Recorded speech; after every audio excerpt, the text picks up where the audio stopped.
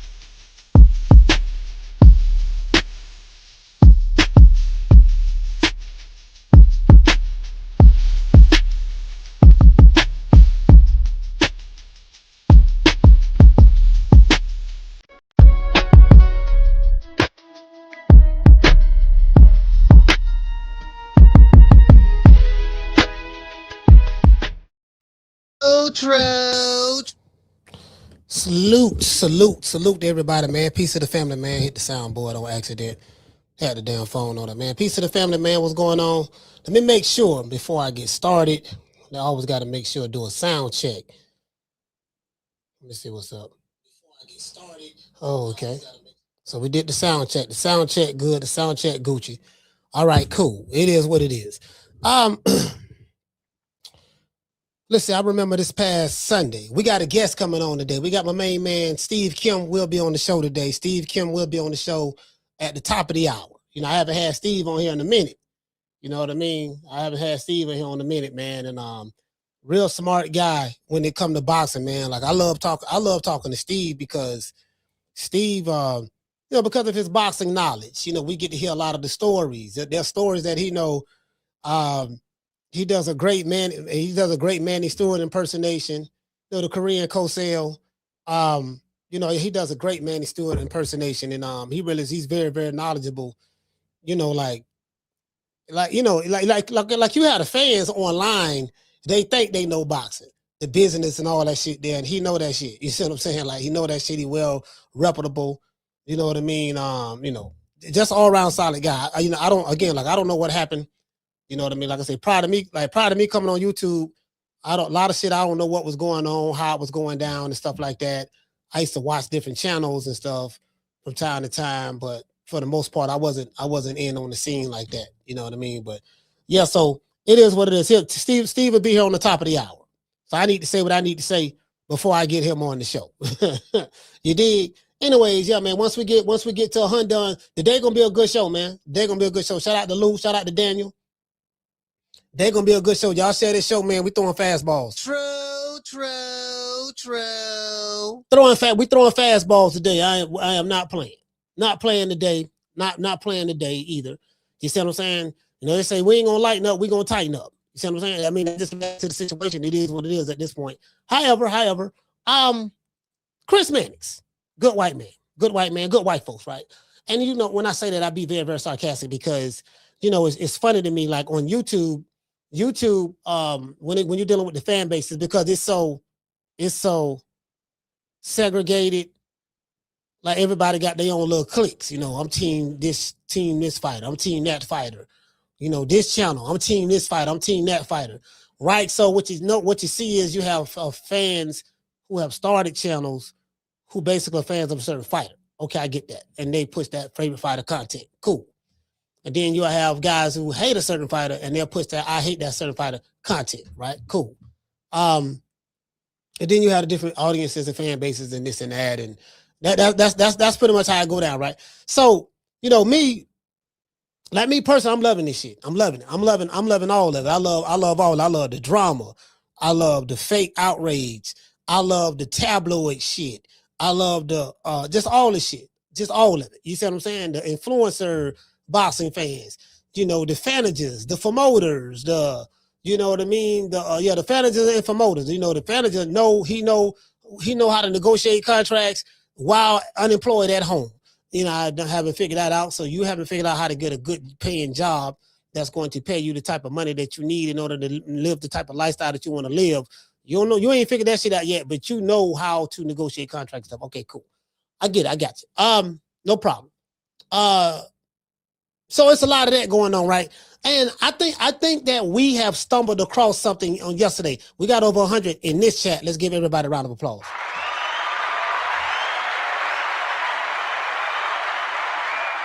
I think what we have done is this. I think we figured it out. Like the millennial boxing class is totally different than the boxing class that came before not the millennials, my bad. The Gen Z boxing class are totally different, the Gen Zers, from the boxing class that came before them. They have a different mentality, they have a different mindset, and their heart is different. You know, like there's a saying, they say there's levels to this, there's levels to having heart. Let's throw that out there.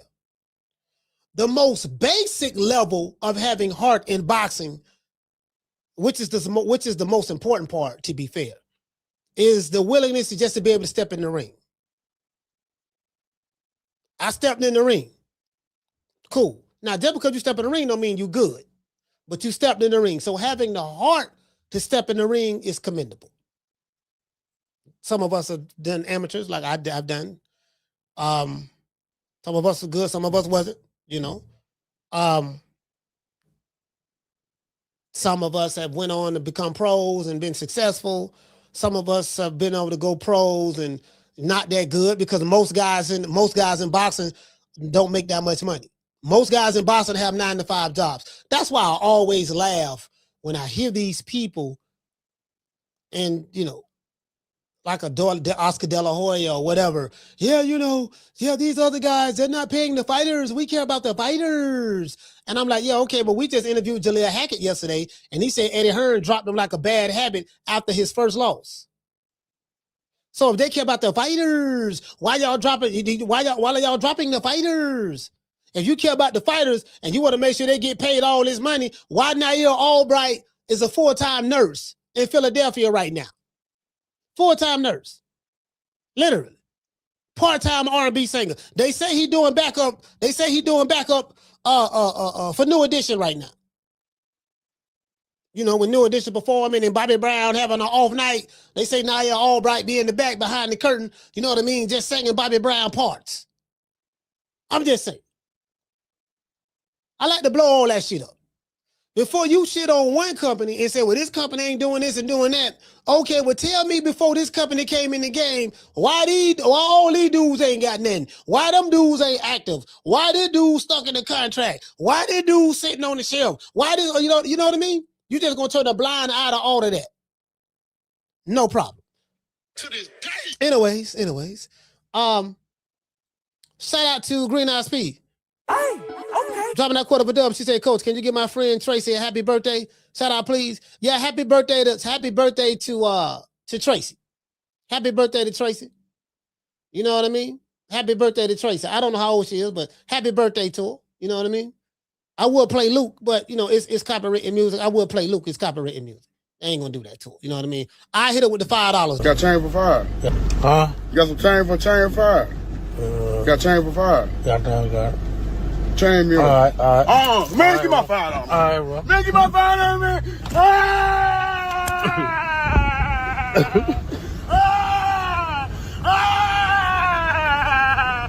Give my $5. Give my $5.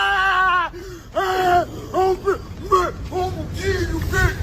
Give my motherfucking $5, man. Man, stop playing me, man. Give me $5. I'm gonna tell you got it $5. I'm gonna tell you got it $5. Like, damn, he cried like that by $5. Just imagine what he would have did for $20. Shit, I know how it is. When it's your last, it's your last. You dig? To this day. Yeah, when it's your last, it's your last. I gotta turn this light up. This light too dark. Y'all hold on 1 minute. Let me turn the light up a little bit. Okay, light. All right, that's it. Yeah, that's a little bit better now. Yeah, you get what I'm saying? Shit, nigga did that by $5, boy. Shit. Motherfucker might get a life sentence by $20. if he would have had that chopper, that whole car would have been wet up. You see what I'm saying?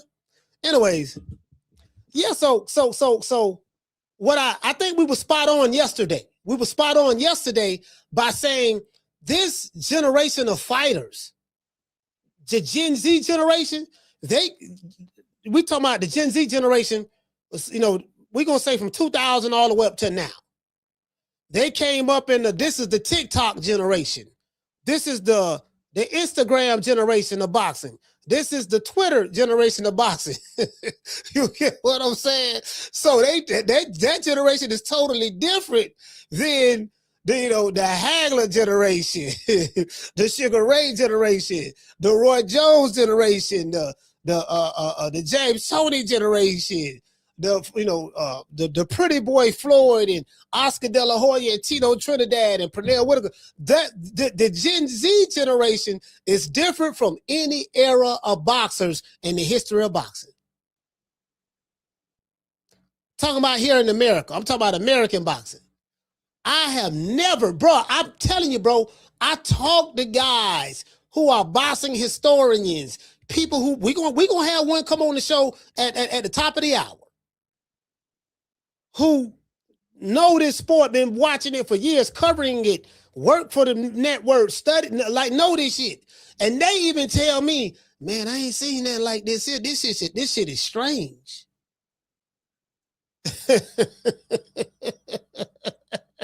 And the motherfuckers who run and motherfuckers who are here now, they talking to you like, yeah, dog, you don't know what you talking about. Yeah, that's the old day, dog. You ain't gotta be fighting all them tough ass nigga, dog. You know what I'm saying? We already know I win. Like, bro, like this is the only era that I know.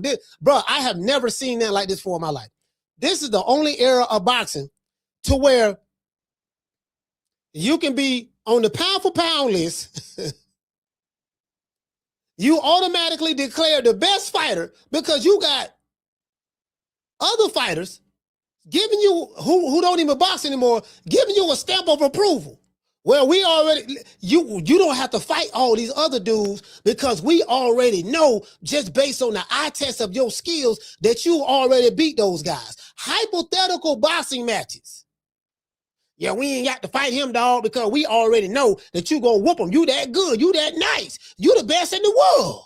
He the best in the world? Yeah, who he fought? Well, he ain't really got to fight all of them because we know what he'll do to him, so he ain't got to fight him. And we know what he'll do to him because he ain't got to fight him. We already know what he gonna do. So really, hypothetically, he really kind of already don't fought them dudes. He don't beat them because there's an overall consensus amongst us streaming boxing fans and amongst us influencer boxing fans that he already win. True.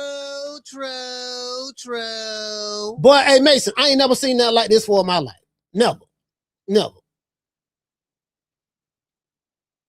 I've never seen nothing like this.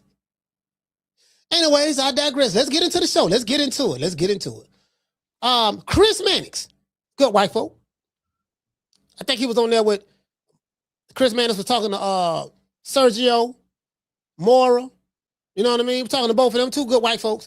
And I gotta say that. The reason why I gotta say that, you guys know I have a master's degree in sarcasm. I say that is because, when Bill Haney say some stuff, we can't believe him because he's black. That's one. And then two, he's a capper. That's three. That's two. That's what everybody say. And three, even though he's in the negotiating room, negotiating with DAZN, negotiating with Top Rank, negotiating with whoever he negotiate with to make some of the best deals possible for his son. The guy that's in there doing the negotiations, we can't believe him. We have to wait till the guy who's on the outside, who has to ask somebody on the inside what's going on. Then he'll report it and say, well, according to his sources, we talk about like Dan Rayfield, Chris Mannix, Sergio Moore, just all those guys. Yeah, just, according to my sources. Well, I know the source. I talk to the source. I can talk to them. Yeah, we don't want to believe the source. We want to believe the white folks who report what's going on with the source. True. So I said, okay, cool. So what I'm going to do from this point forward, I'm going to always reference good white folks. I ain't gonna, cause I know that's what y'all respect. We ain't gonna reference nobody blacks. Definitely Bill Haney. We ain't reference nothing he said. Anything going on with the business of DHP or any of these other guys, we're not gonna reference them. We waiting on good white folk to say something about it. So I found a good one. And I told you guys, I told somebody Sunday about this. We did the show on it yesterday, but I told somebody Sunday, I said, yeah, man, I spoke to the people over at the top right. They say, man, they're finna put this boy on the shelf. They're going to honor the contract. But honoring the contract means something. I'm going to tell you something. Chris Mannix confirms Top Rank doesn't owe Keyshawn Davis another fight until May 2027.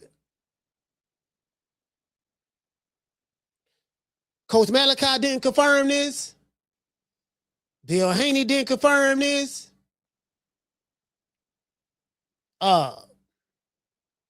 Anybody affiliated with the fighter that you don't like didn't confirm this. I'm pretty sure y'all ain't gonna go over there and leave all them crazy comments to the good white man, what my main man named Chris Mannix. You know what you talking about. Oh, fuck that, Chris. Pull up. Matter of fact, drop the addy. You don't know what you talking about. Stop hating on doggone Keyshawn. Y'all ain't gonna say none of that to him. No problem. To this day. He lied. He capping. They never say the white man capping.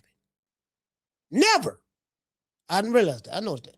Anyways, special guest Steve Kim will be on the show today at the top of the hour. Let me go ahead and read my opening monologue. I got to get close because I can't see because the letters are too small. In a recent interview with boxing reporter Chris Mannix and Sergio Amora, Chris confirms what I told the TMP family yesterday, right?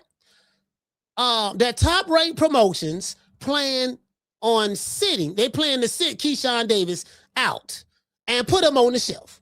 However, Chris did confirm that Top Rank doesn't owe Keyshawn Davis another fight until May 2027.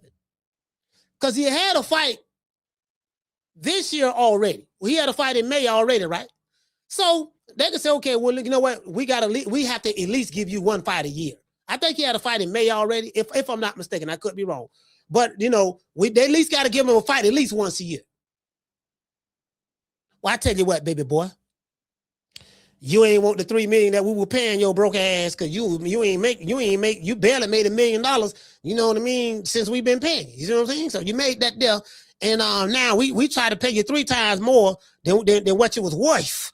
And you wanna grandstand on a nigga and waste our time and shine and air climb and all that shit there and flodge on a nigga, right? Okay, no problem. You gonna give us your natural black ass a kiss. Okay, no problem. I tell you what, baby boy. Just go ahead and chill a little bit there. You know what I mean? I know you got a lot of options. You know what I mean? You the business man. Okay, no problem.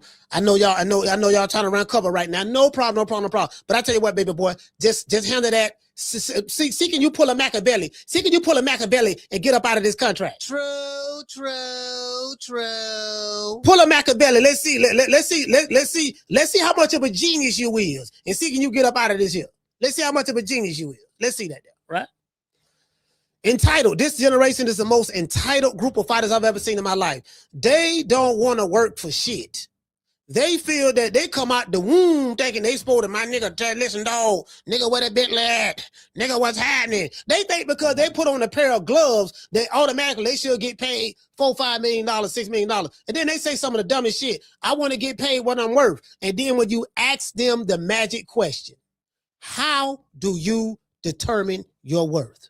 They'll come back and say some dumb shit like, man, I'm putting my life on the line. Okay, you are putting your life on the line by choice. When you chose to fight when you was a teenager in the amateurs, you did that by choice. When you was a little kid and you was fighting back then, you did that by choice. When you voluntarily went to the Olympics, you was putting your life on the line. You did that by choice. This situation is no different than the other situations that you have been putting yourself in over the years since you've been a pro. And the other guy that you're fighting, Nair Albright, put his life on the line. When you went talking about, yeah, man, and that guy is overly matched. My skill set is better than his. He putting his life on the line. A tomato can, a guy who get paid just to beat up every day, puts his life on the line more than any crying ass so-called elite fighter. True. The reason why is because the tomato can doesn't have the privilege to pick and choose who he wants to fight. The spoiled, entitled Gen Z American fighter, he has the privilege to pick and choose who he wants to fight, and then at the same time want to control the narrative to try to get everybody to think, pump fake, that he is a killer. Man, you ain't killed nobody. Nigga, you've been fighting nurses, you've been fighting washed up Ukrainians, you've been fighting Billy Bob Thorntons, Hobo Sams, you fought you fought a Puerto Rican or two or something like that there, but you ain't fighting nothing on the caliber that you are allegedly supposed to be on. So when you say you were a superstar, nigga, based on what? You a superstar based on what? You know what I mean? And it ain't, I'm gonna tell you something. It ain't this fault. It ain't, it's really, who fault it is? Let me tell you who fault it is. It's the guys who came before them.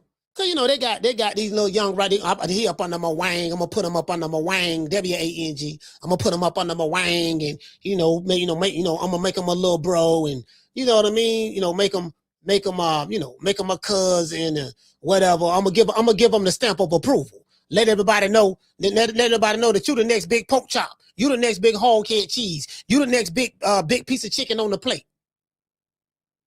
And I'm like, okay.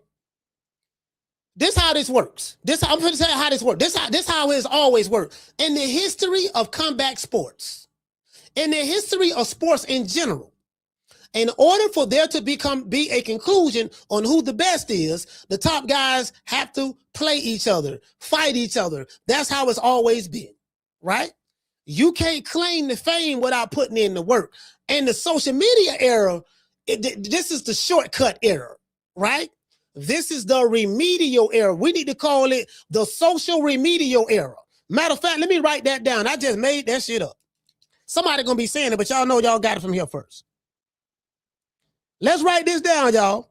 The social, you got the media era, right? Social media era, the social remedial or remedial era. This is the social remedial era.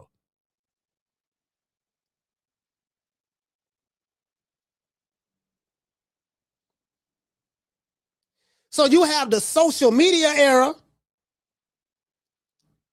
See, you can't write this shit. See, this ain't no script. This just coming out of me, just coming out off the top of the dome. This ain't no script. I just came up with this shit. We have the social media era. And now we are entering into the social remedial era. You just learned that right here today. True. Shout out to Amaro. You just learned that. You just learned that right here today. The social remedial era. They so sensitive. They get hurt. They get, oh man, I don't like this. Why you said that? My feelings hurt. Nigga, I come from the generation I come from. We don't give a fuck about your feelings. Feelings. What are those? Feelings. What are those?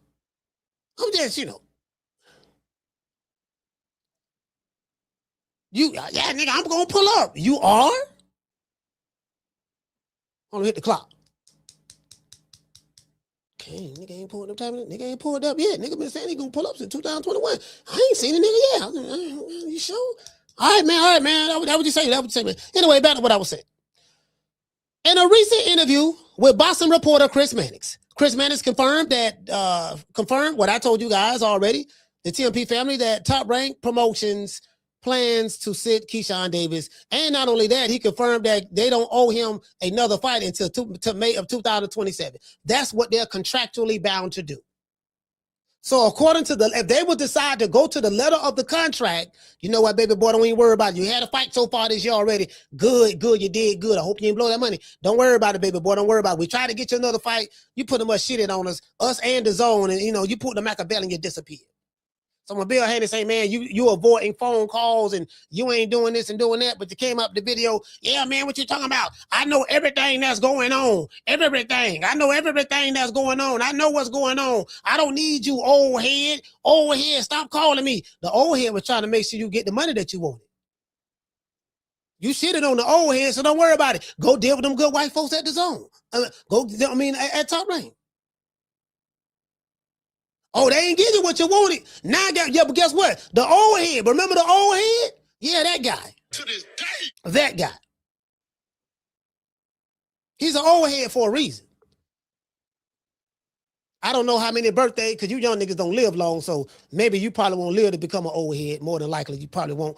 But, because y'all make mockery of the old heads, but guess what? You got to keep breathing to become an old head. I know you young niggas, y'all take pride in not becoming an old head. Y'all wear that as a badge of honor. Okay, cool. Anyways, however, as I said before, if this is the case, Keyshawn might need to start streaming and become a content creator. He got a YouTube channel already. Go hook up with AB Dean the Greater. Go hook up with his other brother. What the dude name? Ryan Garcia. Go over there and kiss his ass. Yeah, Ryan, you ain't raising me. I'm just saying them niggas be tripping, dog. I know you a real one. Might as well, do something in between time.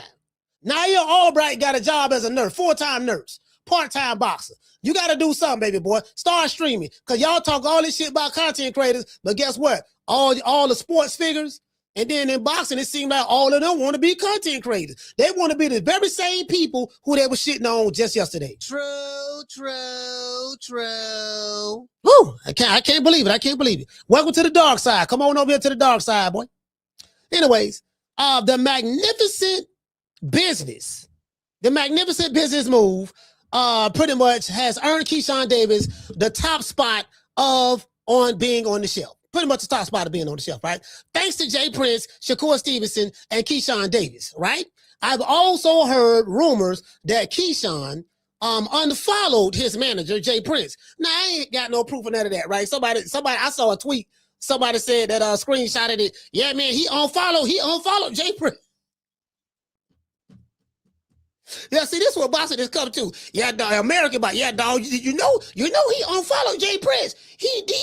Yeah, listen, we could do a show just on that alone, and it's gonna do great numbers. Cause what's gonna happen, all of the streaming boxing fans that's here and all of the influencer boxing fans that's here, that's pretty much along the lines of what they want to talk about. He unfollowed them, man, cause motherfucker won't follow. Yeah, dog, he unfollowed them, dog. Why he unfollowed him? I thought he was his manager. He is, but I think that he had gave Keyshawn the wrong advice. See, what happened was Keyshawn was offered $3 million for, that was chump change pennies. Like dudes who ain't never made $5 at one time is having live debates, arguments about $3 million being chump change and crumbs, and he should get paid what he worth. And then with my basic GED education, when I asked the follow-up question, you say he should get paid what he's worth. Yeah, okay, what is he worth? He worth more than $3 million. Okay, let's dig a little deeper. No, did he? How do you come to the conclusion that he is worth more than $3 million? How did you come to that conclusion? What you mean? How did I come to that conclusion? Let me say it again. How did you come to that conclusion? 3 unsyllable word. Well, he popular. Popular where? What you mean popular where? You said he was popular where? Well, they talk about him on Twitter. He friends with Keyshawn. That gotta count for something. That's about 2-3 million right there. I'm like, sir, listen, Mr. Mr. Remedial, sir. That's not how this works. So let me rephrase the question. How did you get? Can you show me some financial metrics? Meaning, what has he been paid in the past? What has his ticket sales been like? Pay-per-views or whatever. To give me some financial, give me some economic metrics to support your claim. Well, Brian Norman made $3.5 million.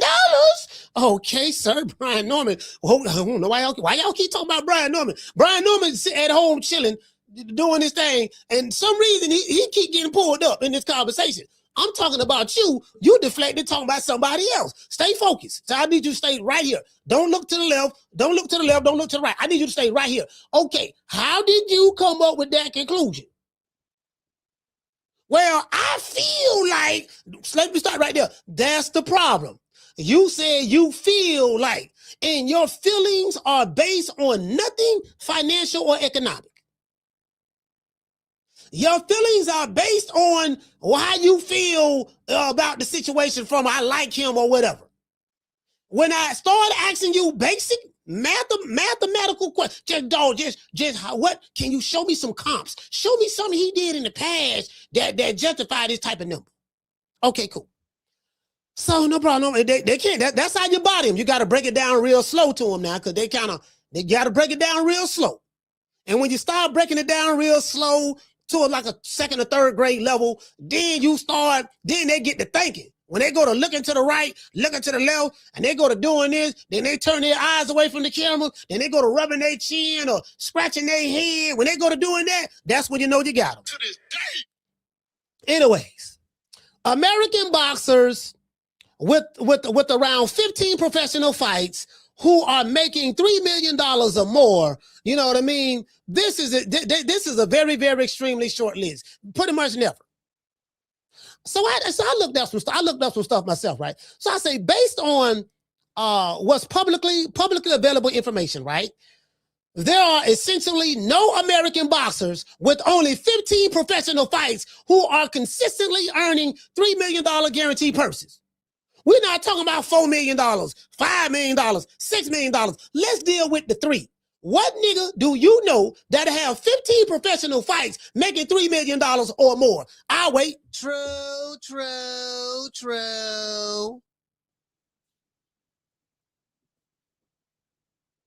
Damn, I see Marvelous Marvin Hagler right there. I got Hagler right there, man.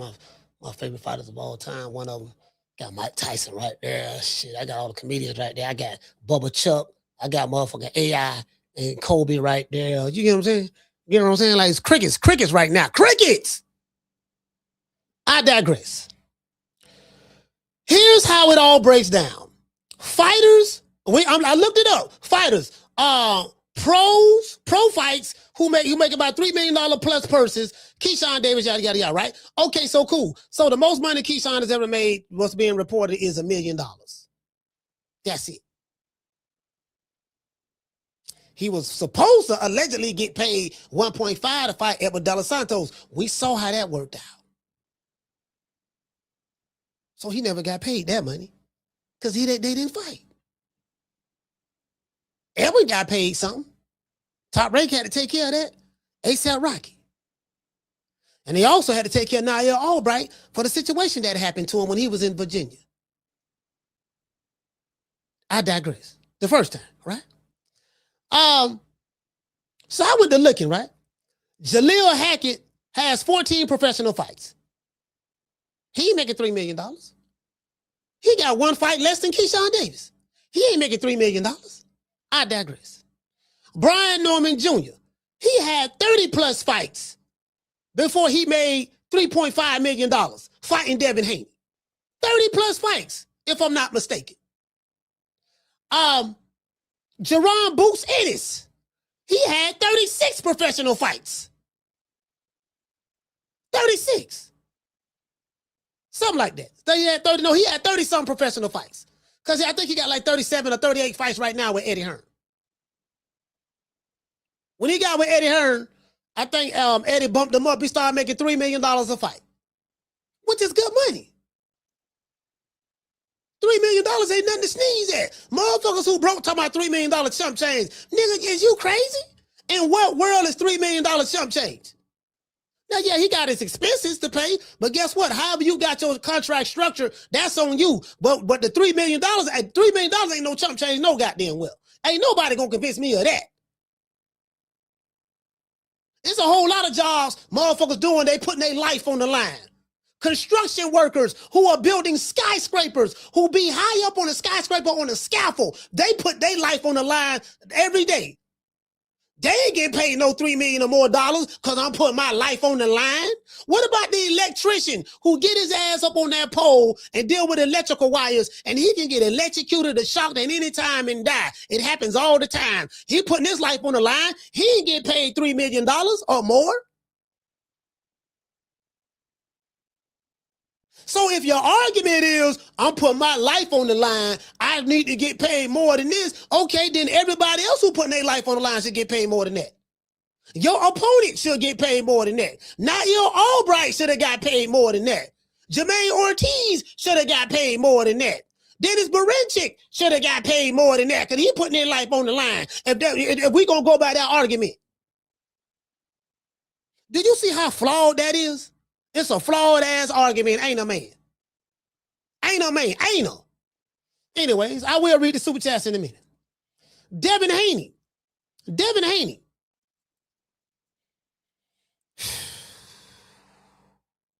I don't know. Damn, I don't know how many titles. I think he became undisputed. I know he started making more money when he got with Eddie Hearn. When they got with Eddie Hearn, that's when he really started getting bread, right? But my point is this here. He wasn't making that at 15 fights. Like they were still in Mexico somewhere. He wasn't making that at 15 fights. Boots wasn't making that at 15 fights. Who else I said? Brian Norman Jr. wasn't making that at 15 fights. None of them dudes was making that at 15 fights. But this nigga, well, shit, I supposed to be making, you see? That goddamn Brian Norman made this. Brian Norman was a champion. He defended his title. He knocked the motherfucker out, put him in the coma, made him lose his memory for 6 months, 6 weeks or something like that. And he was the champion. Devin Haney was the challenger. Devin Haney was the bigger name, of course. And it was on the Riyadh season card. So Turk Ali paid that deal. How you comparing your situation to Brian Norman? Well, everybody know that Keyshawn more popular than Brian Norman. He popular.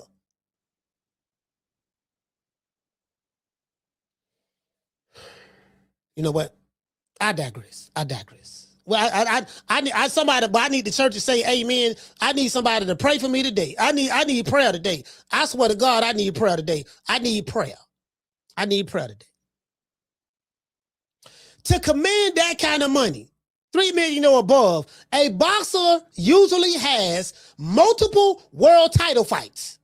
This is the criteria to be making that kind of money to justify that. A boxer must have multiple title fights, significant ticket selling ability, strong television or streaming value, proven pay-per-view appeal, that's 4, a large fan base, that's 5, and promotional leverage, that's 6. So in order for you to make that type of money, let's say that again. There are 6 metrics that one must meet. He must have multiple world title fights. That's 1. Significant ticket selling ability. That's 2. Now, there are some exceptions to the rule. But if you're not the exception, nigga, don't be asking for that shit because you ain't the exception. But I digress. Number 3, strong television or streaming value. That's 3. Proven pay-per-view appeal. That's 4. Now, a lot of these dudes who get this money, they ain't got no pay-per-view appeal at all. So we really can throw that out the window, to be fair, right? A large fan base, that's 5. Well, we know you ain't got no large fan base. I think that's obvious. And a promotional leverage, that's 6. You ain't got no promotional leverage. You are literally missing everything on this list. Everything. But you feel still that at 15 fights, that's what I supposed to get. Who told you that? Man, my trainer told me that. He told me that it's worth more than that, and Shit, my nigga, you told me to go perp, man. I might well, cause shit, my nigga, I know somebody gonna come and drop a bag on this. Motherfucker drop $3 million and they spitting that good white man from Top Rank face. God bless you. Listen, you prayed. Put it this way. There's a meme that I saw a long time ago, right? There was this lady. She was laying on the ground and she had a stop sign sitting on top of her. Knocked her down. And the caption in the meme says, God, give me a sign. So God gave her a sign, hit her ass in the head with the stop sign. That's the sign. She didn't even realize that God sent her the sign. True, true, true. I prayed for God to send me a sign, and I'm still patiently waiting on the Lord. What happened? Yeah, remember I called you 911? Yeah, I asked God for a sign, and so they think I know a sign hit me on the head, and I was laid out. I was in the coma for about 2 seconds, and then the ambulance came and got me. So I said, okay, so you prayed for the sign, God gave you a sign. That was the sign. You got to figure out what the sign is. God dang, I don't want them to folk add $3 million. What I'm gonna do with $3 million? Jay Prince got to get his 30%. Top Rank got to get their 20%. That's 1.5 right there. Then I got to pay my team. Then the IRS got to get their cut. I supposed to go to the dentist, get veneers. Nigga, I supposed to be buying the beans. I got Jacob the jeweler. Waiting on me. Edgar Berlanga hooked me up with Jacob. I got Jacob got some ice for me. I'm putting on layaway. I ain't gonna how what I'm gonna do with $3 million? What you the same thing you were doing with 900,000? The same thing you were doing when you were making 500, when you made 500,000, you gonna do the same thing with that. When you made $1 million, you same thing. Yeah. You spending the money, nigga spending the money already before dog, you know how niggas is. We be, dog, when that money come, boy, you already don't spend the money already. Yeah, dog, that first first 100,000, I'm going to Jacob. I got to get that there, my girl, I got to get her something too. Then my kids, I got to get them some ice and stuff like that there, you know what I mean? Then on top of that there, let's see, I got this doggone Bentley I was looking at. Now I'm checking that Bentley out. Now I got that Bentley I'm looking at, right? You know what I'm saying? I'm going to get a mob ties Bentley, you know what I'm saying? Then let's see what else I'm looking at. I got a couple of panky rings. I'm gonna get panky, Panky, panky. I got a couple of panky rings. I'm gonna get. You know what I'm saying? The nigga counting the money already. Now, I did that before. Hey Mason, I did that before. I had some money coming, right? I went to spending the money in my head, talking about what I'm gonna do with it when I get it. In my head is already the money spent. I don't count the money already. Yeah, dog. You know what I mean? Shit, nigga, we finna go ball out on this here, fam. I ain't playing with this shit, dog. Put the ass nigga talking that, you know what I mean? Nigga talk about in what world $3 million is peanuts. Like shit. I'm still trying to get over that. That's what I'm still trying to get over. And on what planet is $3 million chump change? Anybody? I'm just saying, fam. Listen, I'm coming, folk. I'm just coming. In what world is $3 million chump change?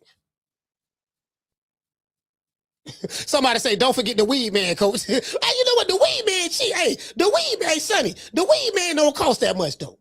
The weed man don't really cost that much. In the grand scheme of things, it really don't cost that much, to be fair. You see what I'm saying? So I just broke that down, right? That's why the reported $3 million offer in the Haney versus Keyshawn negotiations drew so much attention. Because people knew a fighter with only 15 fights, you won a title. You did win a title, and that was at lightweight, right? That was at lightweight. You end up losing a title on the belt, on the scale. You blew weight, fight got canceled. Your fans who are in Norfolk, Virginia was upset with you. They booed you when you walked in the arena. You sat out. Well, you jumped the mirror, no, right? You and your little brother. The young lady said y'all was slow on you. I don't know how true that is, but I got my eyes on you. I had one brother call me yesterday, and shout out to the brother who called me yesterday. I think he was from I forgot where the brother was from, But brother, I understand where you're coming from. You meant well. You were saying that, look, man, coach, man, that's low hanging fruit, man. You ain't gotta go that low. But you gotta understand, brother. Listen, y'all gotta understand me, right? Me, coach, I dig ditches. Fam. You have to. When you can't be team for the other side and not willing to go low. you can't be team for the other side and not be willing to go low. I'm just telling you right now, dog. Like this ain't for everybody. You got to be built for this shit. You get what I'm saying? Because there's a whole lot that come with it, and you know what I mean. It is what it is. At this point, it is what it is. It is what it is, fam. I will get to the super chat. I'm telling you, it is what it is, my brother. I'm just, at this point in time in my life, being from where I'm from, this just what it is. You know what I'm saying? We going low. We digging ditches. I'm just, it is what it, you know what I mean? I'm the best. Don't nobody like, I'm telling you, bro, don't nobody like me. I have accepted that. I've accepted that. You see what I'm saying? Like, if you're gonna be the bad guy, be that motherfucker. True.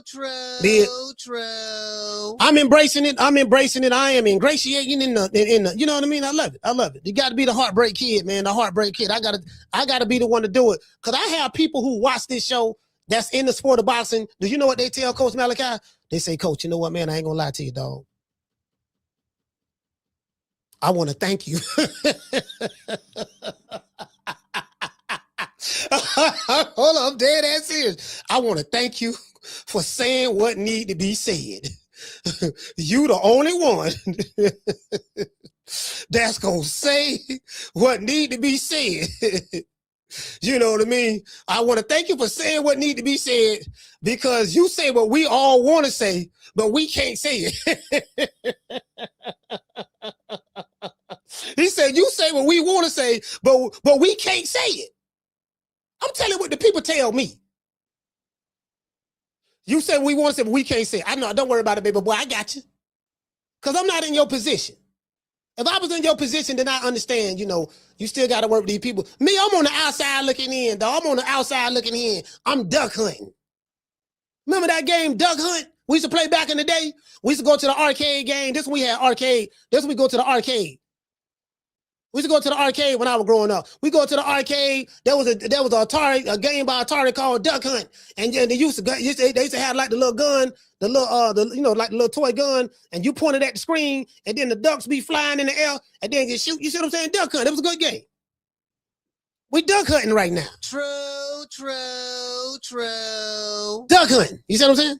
Now, as I said before, that's why the reported $3 million offer in the Haney versus Keyshawn Davis negotiations drew so much attention. For a fighter with approximately 15 pro fights, it would have been nearly impossible. You see what I'm saying? To make that kind of money. And also, it would have been an unusually lucrative opportunity compared with most fighters that have 15 fights who is at that stage in their career.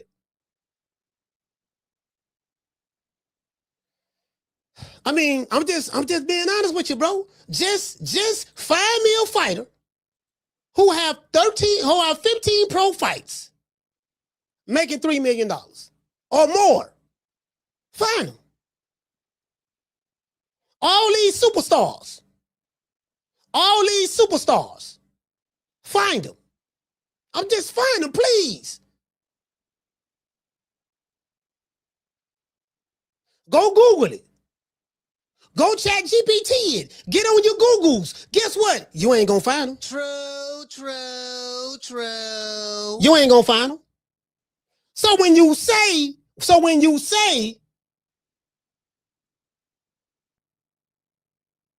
I deserve this, I deserve that, them 3 million peanuts. What are you basing that on? Well, Brian Norman made 3.5. Okay, you are deflecting. What does Brian Norman got to do with the price of tea in China? Well, do you think when they go to answering the question with a question, do you think that Brian Norman more popular than Keyshawn? All right, let's rewind. Let's stop right here. Stop. Okay, let me ask you this again. what financial metrics, financial mean money. What financial metrics, meaning can you show me history or past of what has this guy done and sold and what he's been paid? That you can say, hey, at this point in time, he was doing A, B, C, and D. He made this, he made that, he made that, he made this. Like, is there any metrics you can show me? Well, I ain't got no metrics, but my metrics is how I feel. I feel that. And I'm like, okay, cool. True. All right, man. You know, I'm done. All right, man. That's it. All right. Hold on. We got super chats. Got to make sure I got the right one. We got a lot. Okay, this is, she say, Coach, can you? All right, cool. Shout out to Get Over Here. Hey, okay. Was dropping that quarter over. Bam, dub on your boy. Hey, Leroy. Super chat received. Get Over Here say he fought part-time electricians, cab drivers, Amazon workers. These Gen Z fans don't know shit about boxing.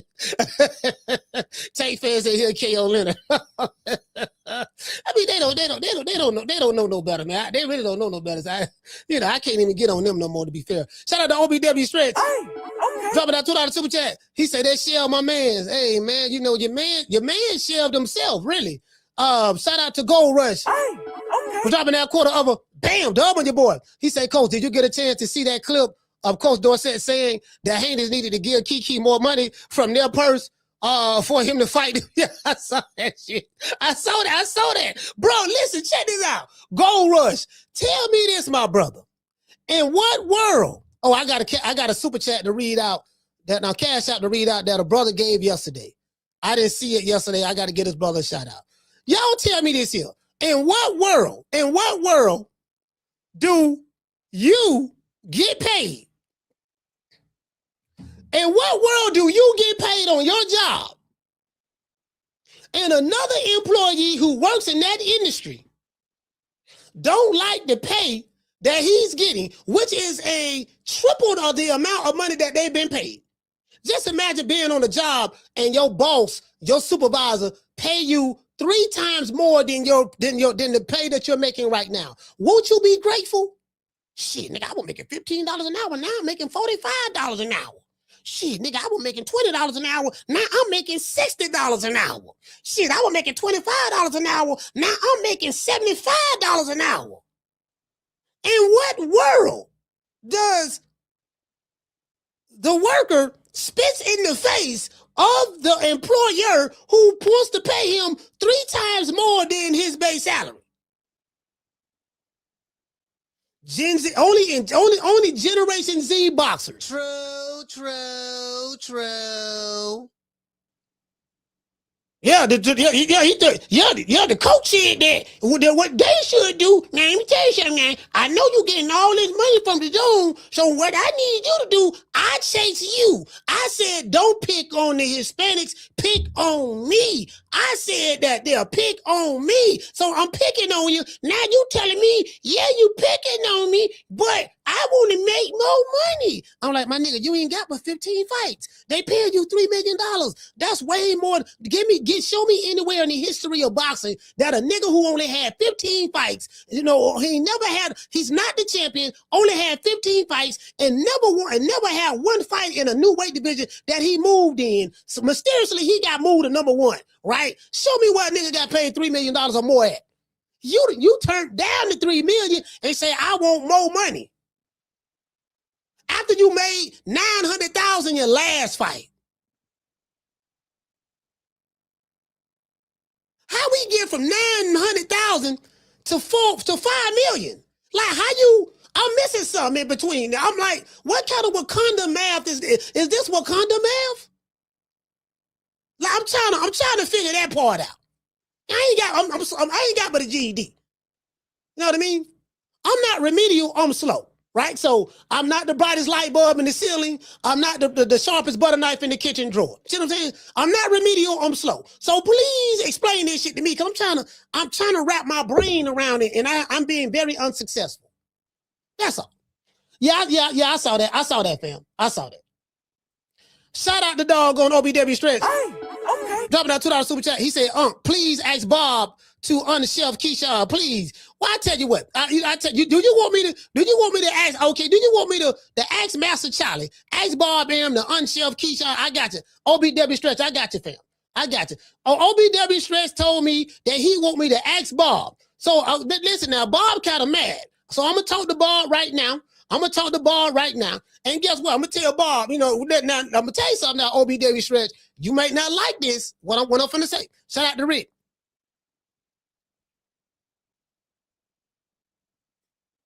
You might not like this, what I'm finna say, OBW Stretch. Keyshawn may have to go over there to Top Rank, and he may got to get on his knees and beg.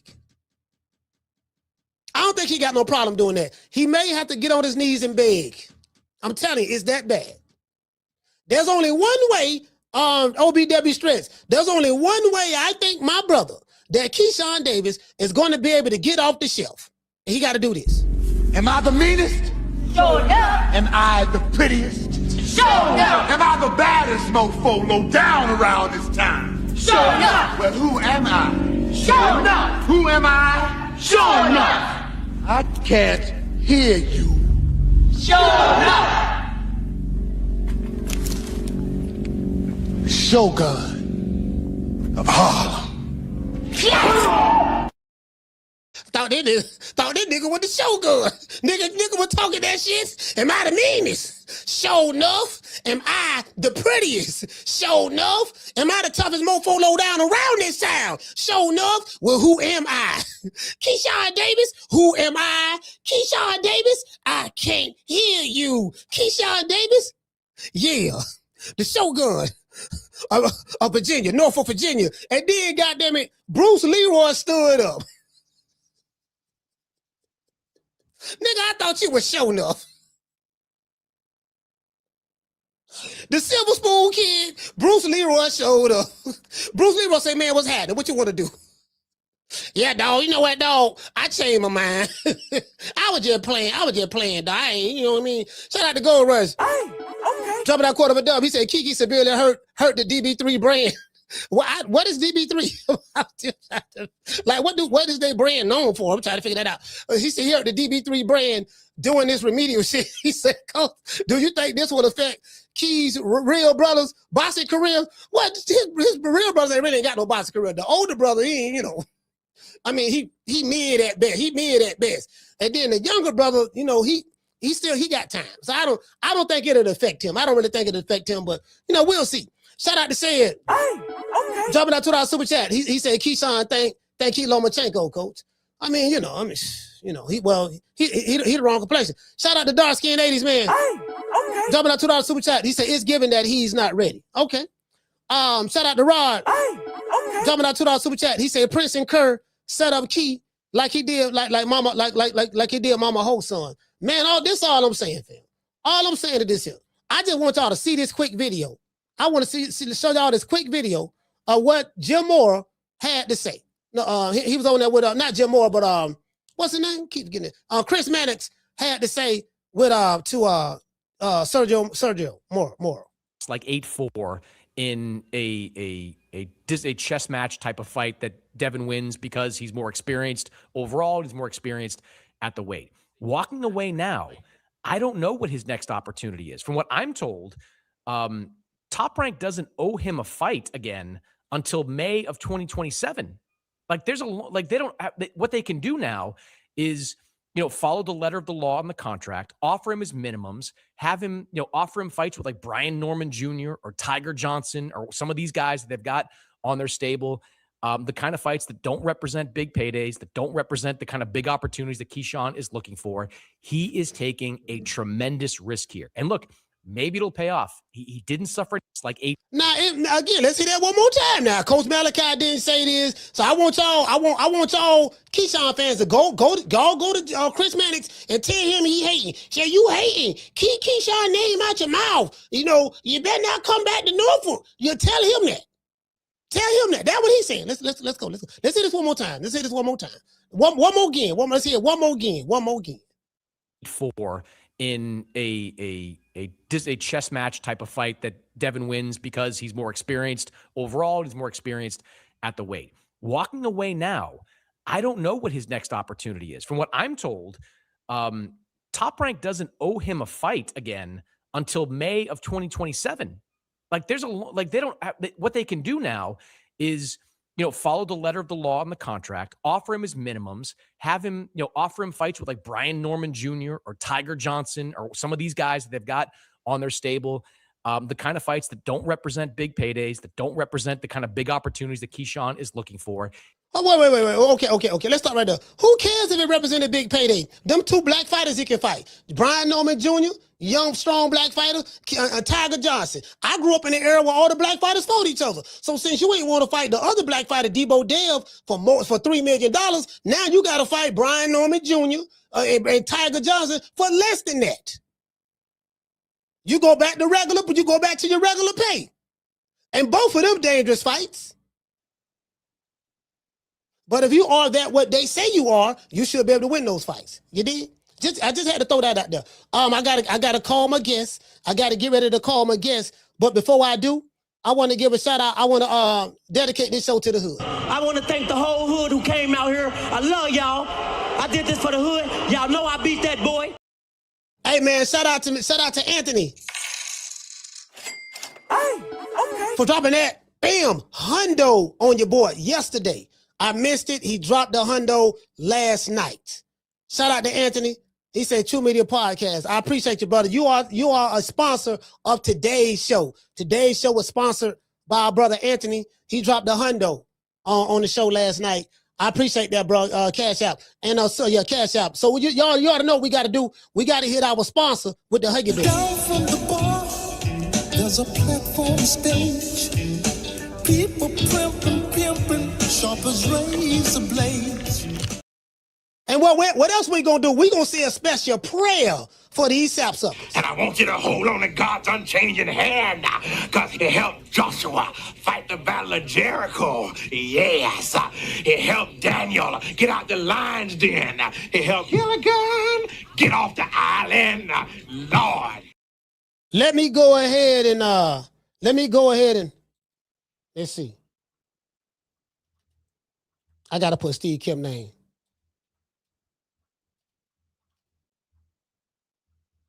That's when I call him. So, hold on. Let me go ahead and call Steve. Let me call Steve right now.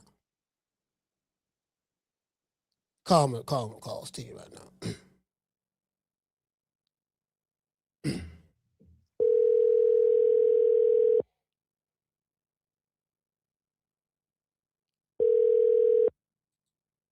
Hello. Steve, the legendary Steve Kim. May I speak to him, please? Yes, I am here. Coach Mal, how you doing? Hey, what's up, man? It's been a long time. Long time. It's always a good time. A lot of things going on, and I hope you are well, and hello to your fine audience. Oh, yeah, I appreciate that, man. Listen, man, everybody's here. Steve, before we get into, I got a few questions to ask you, man. I know you probably one of the most busiest people I know in sports entertainment. You do some of everything, man. Let everybody know what you have going on. Well, I mean, we taped the 3 knockdown rule. It'll be out. It's already out in podcast form, but the YouTube version comes out at 4 p.m. with Mario Lopez and I. We give a full rundown of the past weekend, and we talked about the Keyshawn Davis situation. Then I also do Tuesdays and Thursdays. I am on the Coach JB show. Yeah. And I did my segment earlier this morning, and I'll be back on in a couple days. And then I'm on with Jason Whitlock at Fearless various times throughout the week. And also for your audience that wants to read my written work, most of it is on boxing. Yeah. I now have a Substack at stevekimboxing.substack.com. I do a couple of short podcasts every week, and I do at least 2 or 3 written articles. And we have monthly and yearly subscriptions available. Man, I appreciate that, man. Just letting everybody know. Steve, man, like you've been in the boxing for a long time. You know a lot of people in the sport. And, I remember I always revert back to a conversation that me and you had. You told me, you say, and I want to know if you remember this. You say, Coach, I have come to the conclusion that I have seen the best years of boxing that I'm going to see. Do you remember telling me that? Oh, absolutely. And when I said that, I was at Phil Training. We have a monthly boxing dinner. You attended one time when you were out here in Southern California. And I said that to Doug Fisher. This was during the pandemic or right in the middle of it where they're doing the physical spacing. But we're at dinner, and I said, Doug, we were very lucky to have grown up when we were kids to at least experience in our own way the Hagler, Leonard, Duran, who was it? Tommy Hearns era. And then we also got Mike Tyson. And then after that, when we started covering the game, Coach, we got to see Barrera, Morales, Pacquiao, Mayweather, Winky Wright, Bernard Hopkins, Roy Jones, all those guys. And so Calzaghe. back then, yes, all of them. De La Hoya, obviously. Got to give him credit. Fernando Vargas. Trinidad. So now, Trinidad. So just think about all the stuff we got to see. And then I got to see as a kid, 1984, the greatest Olympic team of my experience, because I wasn't old enough to really appreciate it in 76, but Pernell Whitaker, Meldrick Taylor, Terrell Biggs, Evander Holyfield, Virgil Hill, Mark Breland. So that's what I grew up on. And I grew up where you got to watch boxing on ABC, CBS, NBC, various other networks. And there was pay-per-view back then, but you'd always get to see the fights eventually, and you saw more of the good fights that you wanted. And, I think a lot of this is cultural and maybe even a commentary on society, Coach, because we're about the same age. When I think of guys like James Toney, Mike McCallum, I really feel like, man, these were men. None of these guys are perfect. We're all flawed human beings. I felt like, man, we are covering men, right? I just look at some of the behavior of the fighters today. It's just like, I don't know if I'm covering men. I really don't. And I don't want to come off as too critical. Maybe I'm that guy that's telling everyone to get the hell off my lawn, but that's the way I feel. And Coach, I ain't changing. Steve, I did a segment yesterday, and I was talking about different generations, and Marvin Hagler and Roberto Duran and Sugar Ray Leonard in terms, they came from the baby boomer era. They were baby boomer boxers. And I was looking at, and then of course the guys who came before that, they were just vicious. But I said that I noticed, I was doing a comparison. Those guys came up under rough conditions. No, Ray Leonard was always, he was the golden boy before the golden boy, of course. Yeah. But, I'm looking at how those guys represented the sport, the passion, how it, and they became rich at the same time. And then what came after them, of course we had the Pernell Whitakers. That was the Roy Jones. That was the Gen X era. That's my era, the Gen X era, and just how they, how they went about the sport. Mike Tyson and all of them, right? And then I'm looking at this, and then you had the millennial era, which who just retired? Terrence Crawford, Sean Porter, Keith Thurman, all of those guys. Tim Bradley, those guys. And then now we have the Gen Z boxers. That's the Shakur Stevensons, the Keyshawn Davises, the Devin Haney's, the Ryan Garcias, the Tank Davises. And I'm like, it looks totally different. Am I wrong in that? No, and I've said this before on with Fearless on Jason Whitlock. Sports reflects culture, and culture reflects sports. And I think what we're seeing today is really mirroring what happens in the overall larger society. And, when you look at what's happening, let's go with Keyshawn. He seems to be a big focus, is that the great thing is that fighters today have more options and choices and rights, right? Isn't that great, right? You know what the problem is? They over leverage it. That's the problem. No one has ever said fighters shouldn't get paid a lot. No one has ever said fighters shouldn't have a choice in their career direction. Nobody has ever said that they shouldn't want what's best for them. Right. The problem is they take it too far. And in the last 2 years, I've made it very clear, because a lot of people try to talk about the Muhammad Ali Act and Zuffa. I said, you know what? I'm not concerned about fighters' rights. They have rights. You know what I'm concerned about nowadays? From the time whenever I finish covering boxing, from the time I am here to the time I stop covering boxing, I care about the fans. I care about the doggone consumers, you people out there that pay for the sport, because quite frankly, the decisions that are made by the fighters and their management is generally a slap in the face to what we want as the paying consumer, and it makes me sick. To me, Steve, it appears that these kids today, they have a sense of entitlement that I've never seen before. Like, there's no doubt. There's no doubt. On what planet does a fighter who have 15 professional fights, he's won one title at 135, loses the belt on the scale, moves up to 140, moves up to 140. He has a fight, a non-title fight, because he don't have a belt, and then he moves up to 147. Never fought at 147 before.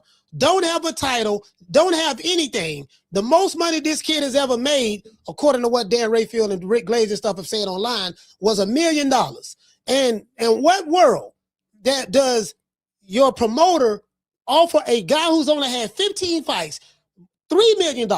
What fighter on the planet with 15 fights makes $3 million? I haven't met him yet, right? Well, go ahead. Coach, to what you said, one that is entitled, but to be completely accurate, one that has also been enabled. Because these promoters, because they're all in business of trying to create their own monopoly and they had their own networks, they had to sign a lot of these fighters to exorbitant deals with inflated minimum purses. And then they really couldn't make what I'd call real fights because they got to keep them afloat, got to get them to a title. I actually think boxing should go back to the way it was way back in the old days when the promoters didn't have long-term exclusive deals with fighters. They just made fights. Yeah. Because honestly, it hasn't been great for the business. Fighters are fighting less and less, asking for more. But to your overall point, Coach, you are absolutely right. The modern-day fighter asks for more and gives less than any other generation of boxer. Yeah, I've never seen this, and then this is the norm. So I'm gonna tell you something else. I've been studying this. The fan base, especially on social media, on the internet, is different. The overall fan bases are streamers, streaming boxing fans, and influencer boxing fans. This is the majority of the fan base here. When I listen to these guys, when they call into the show, different boxing shows, and they make these arguments that just make no damn sense. And I'm listening to an interview from Keyshawn Davis's trainer. This guy had the nerve to say that, okay, Devin Haney should give money from his purse in order to make up the difference that Keyshawn Davis wants to make from Top Rank that he's not getting. This is a $900,000, $1 million fighter. And he feels he's entitled to $5 million or whatever $1 million he wants, to the point to where I want Steve Kim, when you get paid, Steve, I need you to give me a percentage of your purse to make up the difference for what I want. If you really, like, I ain't never heard no shit like this for in my life. Well, Coach, I didn't know boxers were equity partners. I thought this was professional prize fighting. I mean, who was that trainer? E.F. Hutton? This is the reality of the Keyshawn Davis situation, him turning down 3 and then not wanting to settle for 2.1. Bottom line is very simple. I said this last week on the Kareem Cosell podcast on my Substack. He didn't think he can win. Because here's the reality, Coach. If he was fighting Steve Kim, he would have taken $3 million. Yeah. He would have taken 2.1. In fact, he would have taken a lot less than that.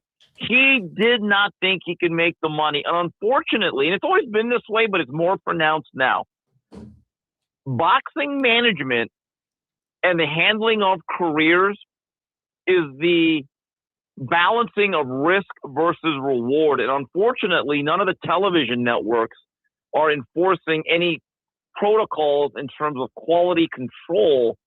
So all these years of promoters having exclusive deals with promoters, and they just put up any fight they want without a network head saying, no, you got to give us something better. It has created and really contributed to this sense of entitlement that How in the world can you dare tell a fighter now, no, that's not good enough. We're not allowing you to do that. Yeah. So a lot of this is fostered.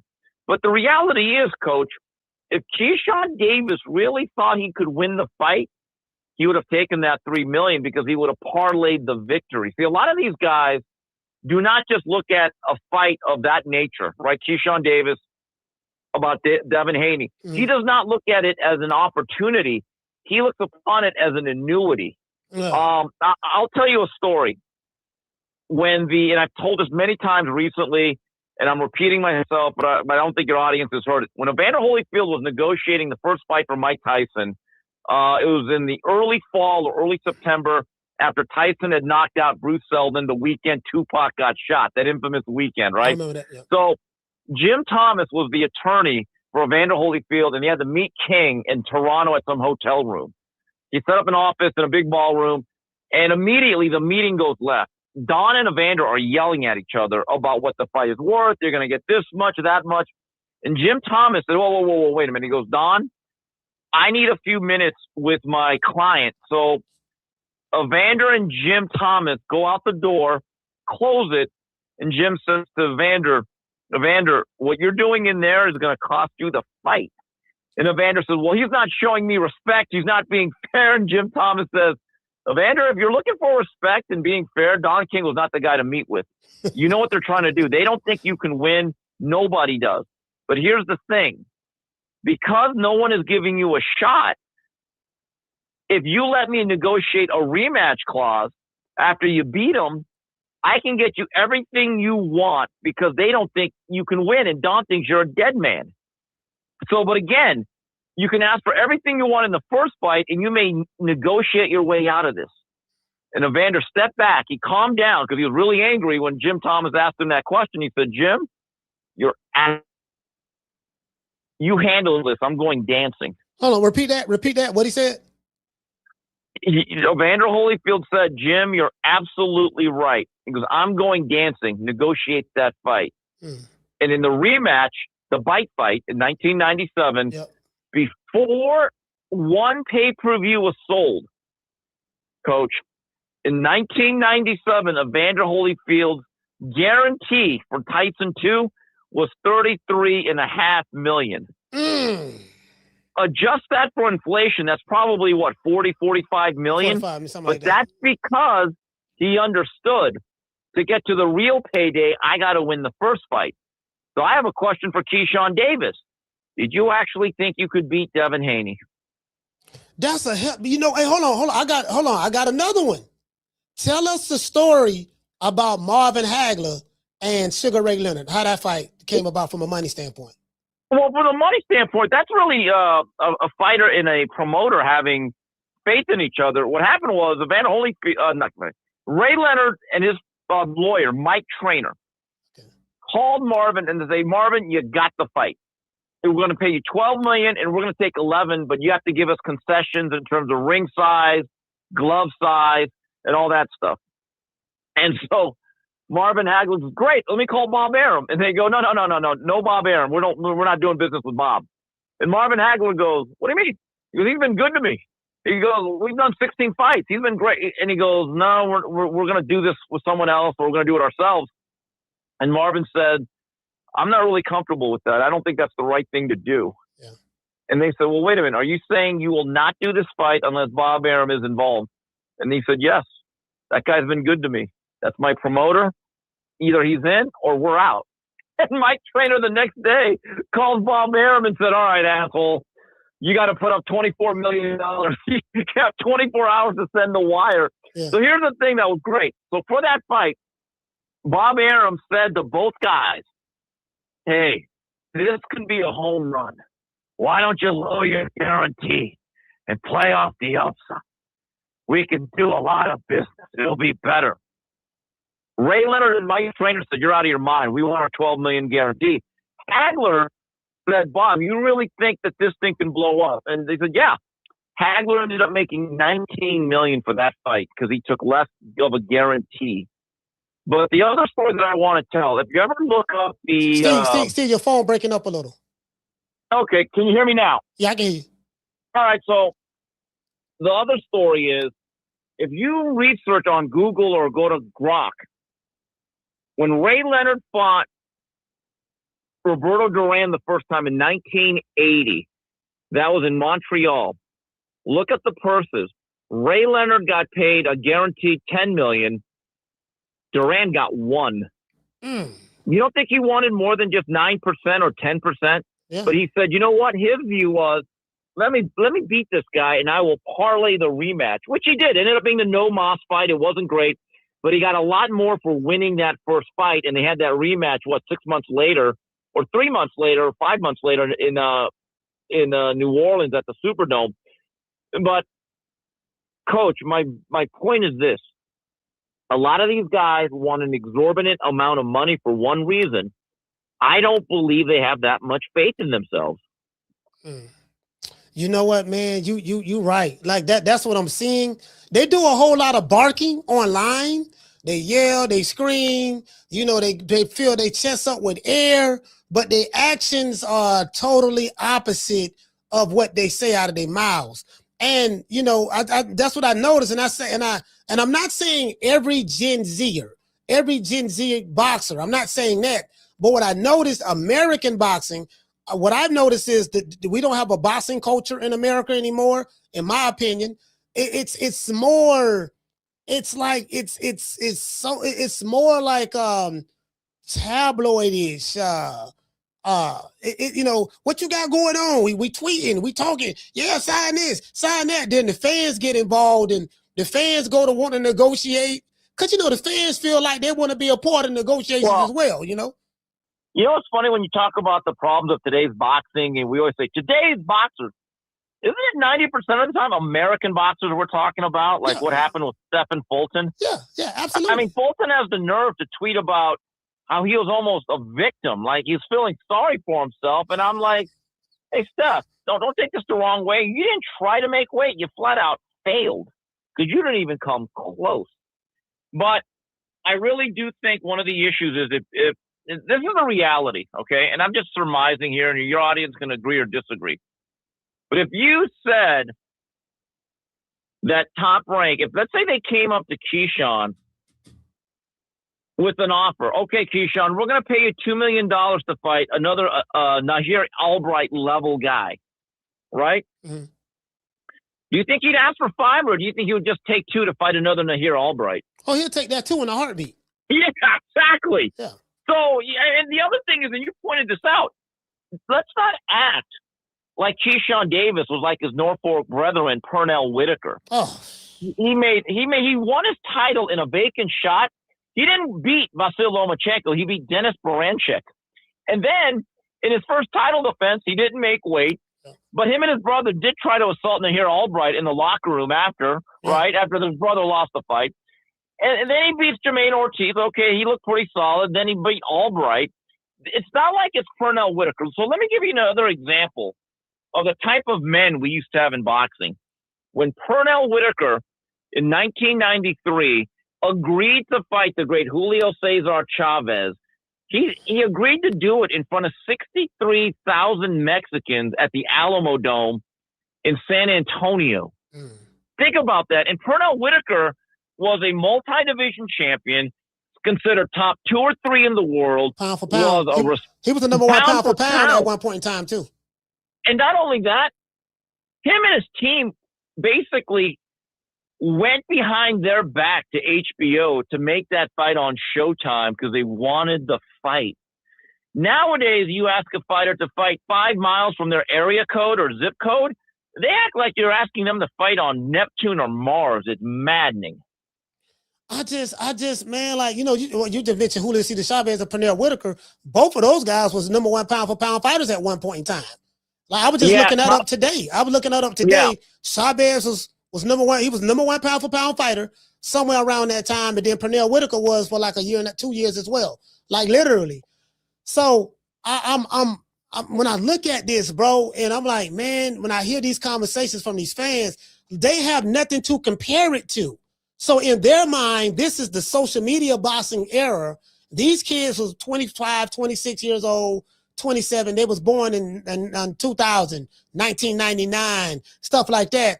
And they come up in the TikTok era, the Instagram era. This is the TikTok, Instagram, Twitter, YouTube era of boxing, influencer boxing, a lot of streaming. A lot of this stuff is like crossing and bleeding into each other. Like I'm starting to see the streaming world and the boxing world and the influencer world colliding together.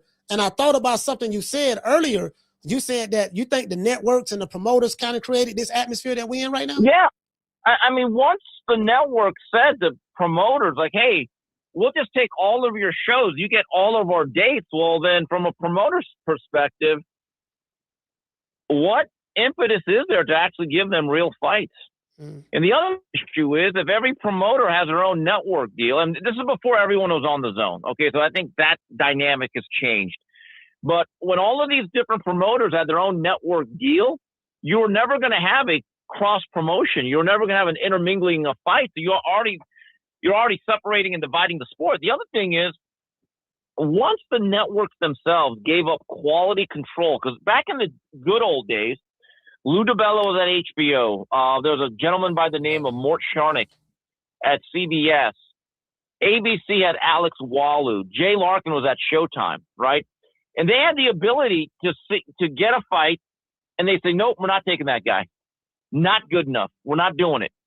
And a lot of fighters and promoters and managers, they leverage the exclusivity into easier fights. And here's another thing, and I know a lot of people aren't going to like this, but it's a very basic, simple economic theory principle from a great economic mind by the name of Walter Williams, not the old basketball player, but Walter Williams.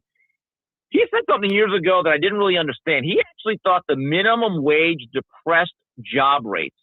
He thought when you put in minimum wage, you actually hurt job growth. Yeah, I have his books. I have Walter Williams' books. I have a couple of his books. Yeah, very, very sharp guy. Well, think about it, Coach. If fighters like Keyshawn Davis all have a contracted minimum, and let's say it's really high, here's the thing, human nature, and I'll admit I'd probably the same way.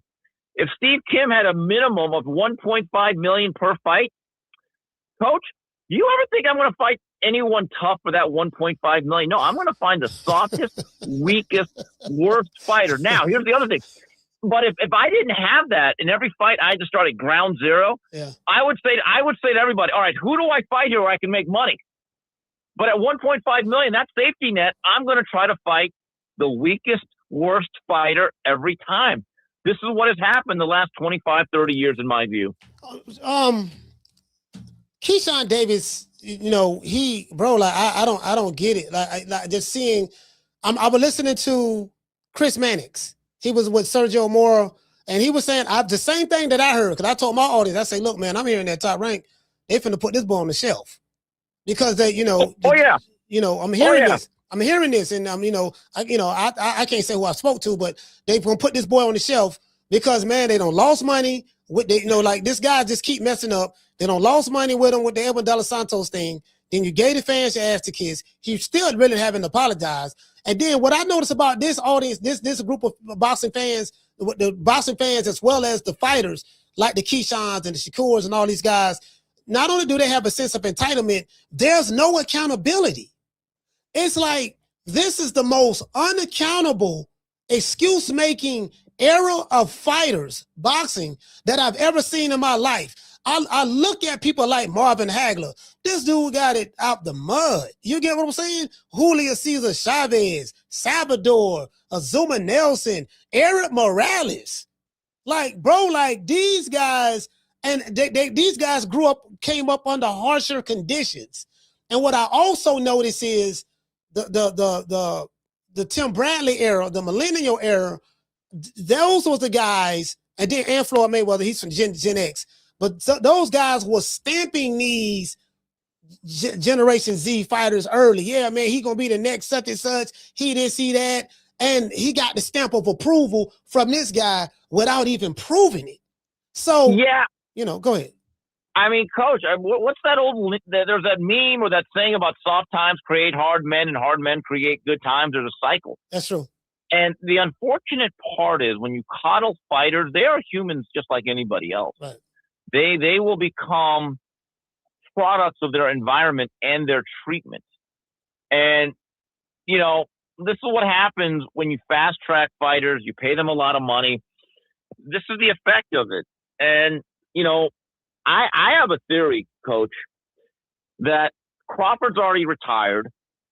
Inoue is really on his last segment of his career. Usyk has stated, this is my last dance. And Canelo is pretty much on his last legs as a fighter. Those are four very good fighters. I think that they are elite. I think they've represented themselves incredibly well.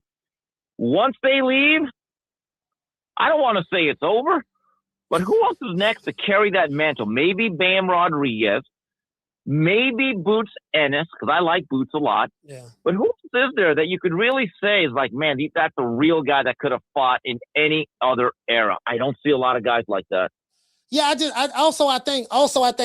the mentality, their mentality and their heart is not there. Like, I just look at some of the brutal fights that Hagler had to go through. Like, you really had to earn it. You don't have to earn it now too much. It just, you know, it's about swag. I'm doing streams with AB and Dean the Great. You know, I'm hanging out with Jay Prince, Mob Ties. You know, Bud gave me a stamp of approval. You know, Andre Ward gave me the stamp of approval. Everybody know I'm next. Hey, hold on, Steve. This another one. I got 2 words for you. Let me write it down before I forget. Yeah. Superstar, and face of boxing. Oh my God. But if I hear another Gen Z fighter tell me or his team that he's a superstar and he's the face of boxing, Steve, who have you ever heard in this foolishness as much as you hear that I'm hearing today? Not when it's this flimsy.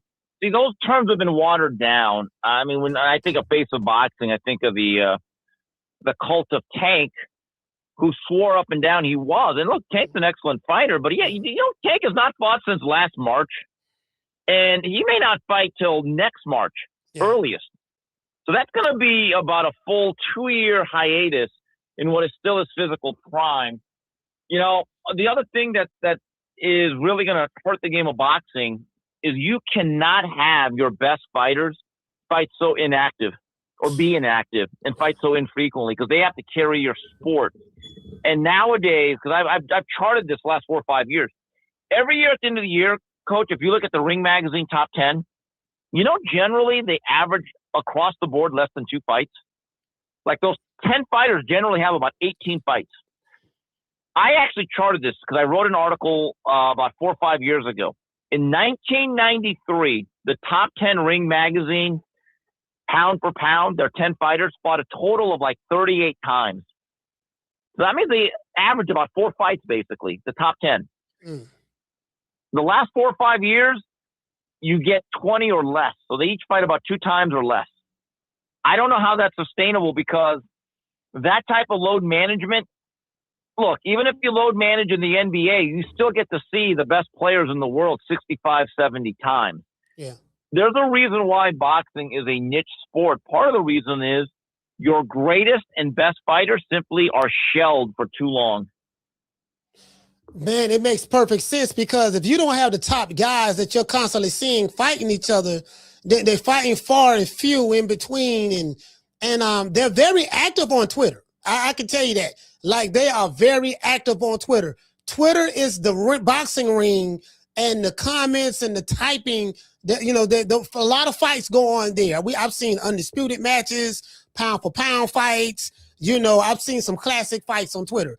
Unfortunately, it has not translated into the ring. Yeah. Go ahead, Steve. I have a question for the audience and you. If you went to a restaurant that only served your favorite meal once a year, would you regularly go to that restaurant? Yes or no? Hey, y'all heard it, man. Hey, I could tell you no. If you're gonna serve it once a year, no, that doesn't make sense. No, I'm gonna say you no. I think it's hard to stay in business that way when your best dishes are never cooked. And the other thing that is maddening is I don't know what's going on with Shakur. Shakur is fighting everybody. Yeah. On Twitter. Yeah. And I just don't understand why. look, I get it. Him and Devin Haney at 144, it seems to be a no man's land. You're not going to get that deal done. Yeah. But so with that said, I don't think anyone really wants to see Rayo Valenzuela in what is his Zuffa boxing debut, because he's also promised, I'm going to be making the real fights, none of this Rayo Valenzuela. Okay, fine. So with that said, why not Gary Antoine Russell?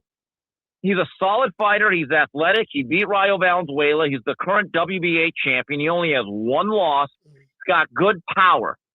And when the fans, because I got this on Twitter, well, Steve, that's because he'd win every round. So wait a minute. If that is the prerequisite for not wanting to see a Shakur Stevenson fight, well, you don't want to see any Shakur Stevenson fight, right? Because Shakur is going to be the favorite against 99.9% of the fighters in the world today at 140 and below. That's the reality. He is that good at what he does. And the other thing is people say, well, that'll be a boring fight.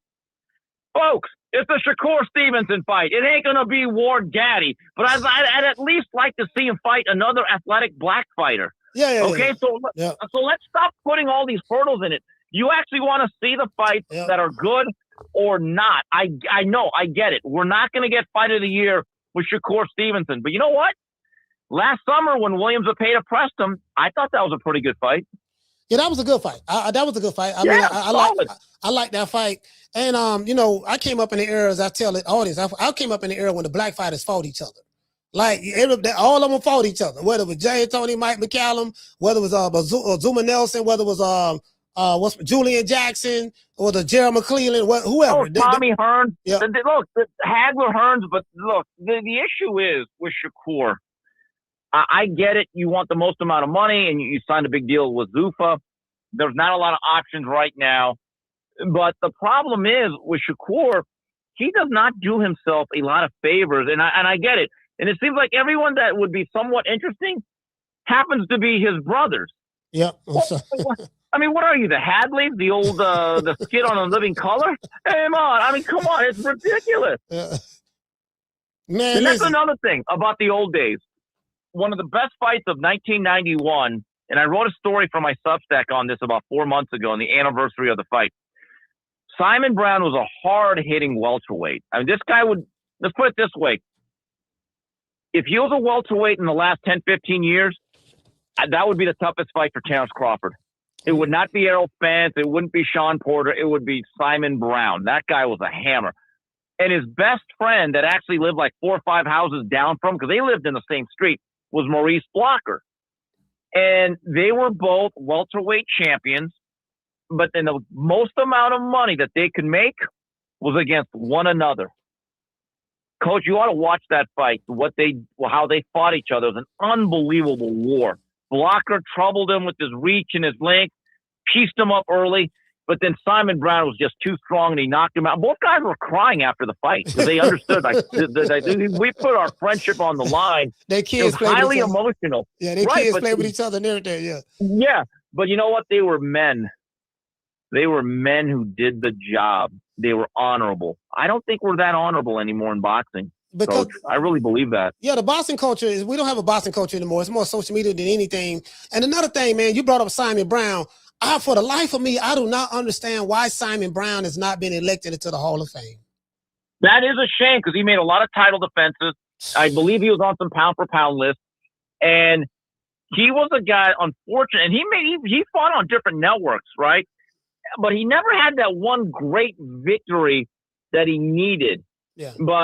And unfortunately, he, like a lot of other fighters, he took some losses late, right? When he moved up in weight and he taken a little bit of erosion to what he did. But when I look, like, let's go to our friend Tim Bradley, who may or may not be listening on the show right now, right? Tim Bradley, I covered most of his career. I was at a lot of fights. I mean, this guy was a world champion, and he had to travel to England to fight Junior Witter, one of the worst stinking styles. And then early on, he went all the way to Canada, I think in Montreal, to fight Kendall Holt in a unification bout. And then he went to Detroit. I was at this fight when he fought Devin Alexander in the Silverdome, one of the worst venues I've ever seen. I mean, Detroit was worn down at that point, got a little bit better. And then every time he needed to do something for his career, He had to do it. It was a hard road. So when I hear some of these fans, mostly the PBC pom-pom waivers, ripping Tim Bradley that he shouldn't be a Hall of Famer, I tell these people, hey, guys, if Tim Bradley is the line that you draw where you don't make the Hall of Fame, I hate to tell you this, guys, most of your fighters, they don't make it then. Tim Bradley is absolutely a Hall of Famer. You look at his resume, across the board, unification bouts, fights of the year, he was on the pound-for-pound list. Coach, I have a question. Who's close to having a Tim Bradley run right now in boxing? Seriously, that's in their prime. Yeah, I can't, man. I can't on American boxing, because I always try to isolate American boxing because American boxing don't represent boxing globally anymore. It's more compartmentalized here, but I don't really see any. And I'm like, man, I'm looking at it. I have to say this to you, Steve. I understand the ring they got their pound for pound list. I feel just because you have 10 slots on the pound for pound list doesn't mean that you have to have every slot filled. Oh, I'm with you. Coach, I think sometimes that pound for pound list could be 8 or 9 fighters. Sometimes it could be 2. When Floyd and Manny were on top of the food chain about 10, 15 years ago, I said number 1 and number 2 is Floyd, then Manny, and no one else. That's it. Other times it's a little bit deeper, but you're right, because there are times now, the last 3, 4 spots, people are just voting for their favorite guy that gives them an interview. Yeah. Let's be honest about it. And I'm like, man, and the reason why I say that is because just because you have 10 slots don't mean you have to have 10 fighters there. You may have a good 3 or 4 that's strong, and those other guys have to have more work to do in order to get on the list. That's my entire argument. Look, he got potential. But just because we have a slot open don't mean he needs to be put in the spot. Let him do some more work. And then after he do some more work, we go back and look at it. Okay, you know what? Now we can justify putting him here, justify putting that guy there. You don't put him there just for the sake of putting him there. You know what I mean? And to me, that's what it feels like to me. I mean, think about Keyshawn, who has a lot of talent, right? But is he even in the top 25, top 30 pound for pound based on accomplishments? No, hell no. I don't think he is. And for him to say that I need $5 million, I would actually say based on what? Now, look, I will give him credit for being a good regional draw in Norfolk. Although, after the stuff he pulled last year, he went backwards in that regard. Yeah. And I remember watching about 2 months ago when he fought Nahir Albright. Coach, halfway through that fight, I was bored to death. I was bored to death. I mean, say what you want about Devin Haney. He had one very tainted loss that's now off the record. I don't count that because I think there were some issues there. And look, we got to put a context to everything. He fought a guy that came in overweight on purpose and got busted for PEDs. If you count that as a legitimate loss, you're a dishonest broker, okay?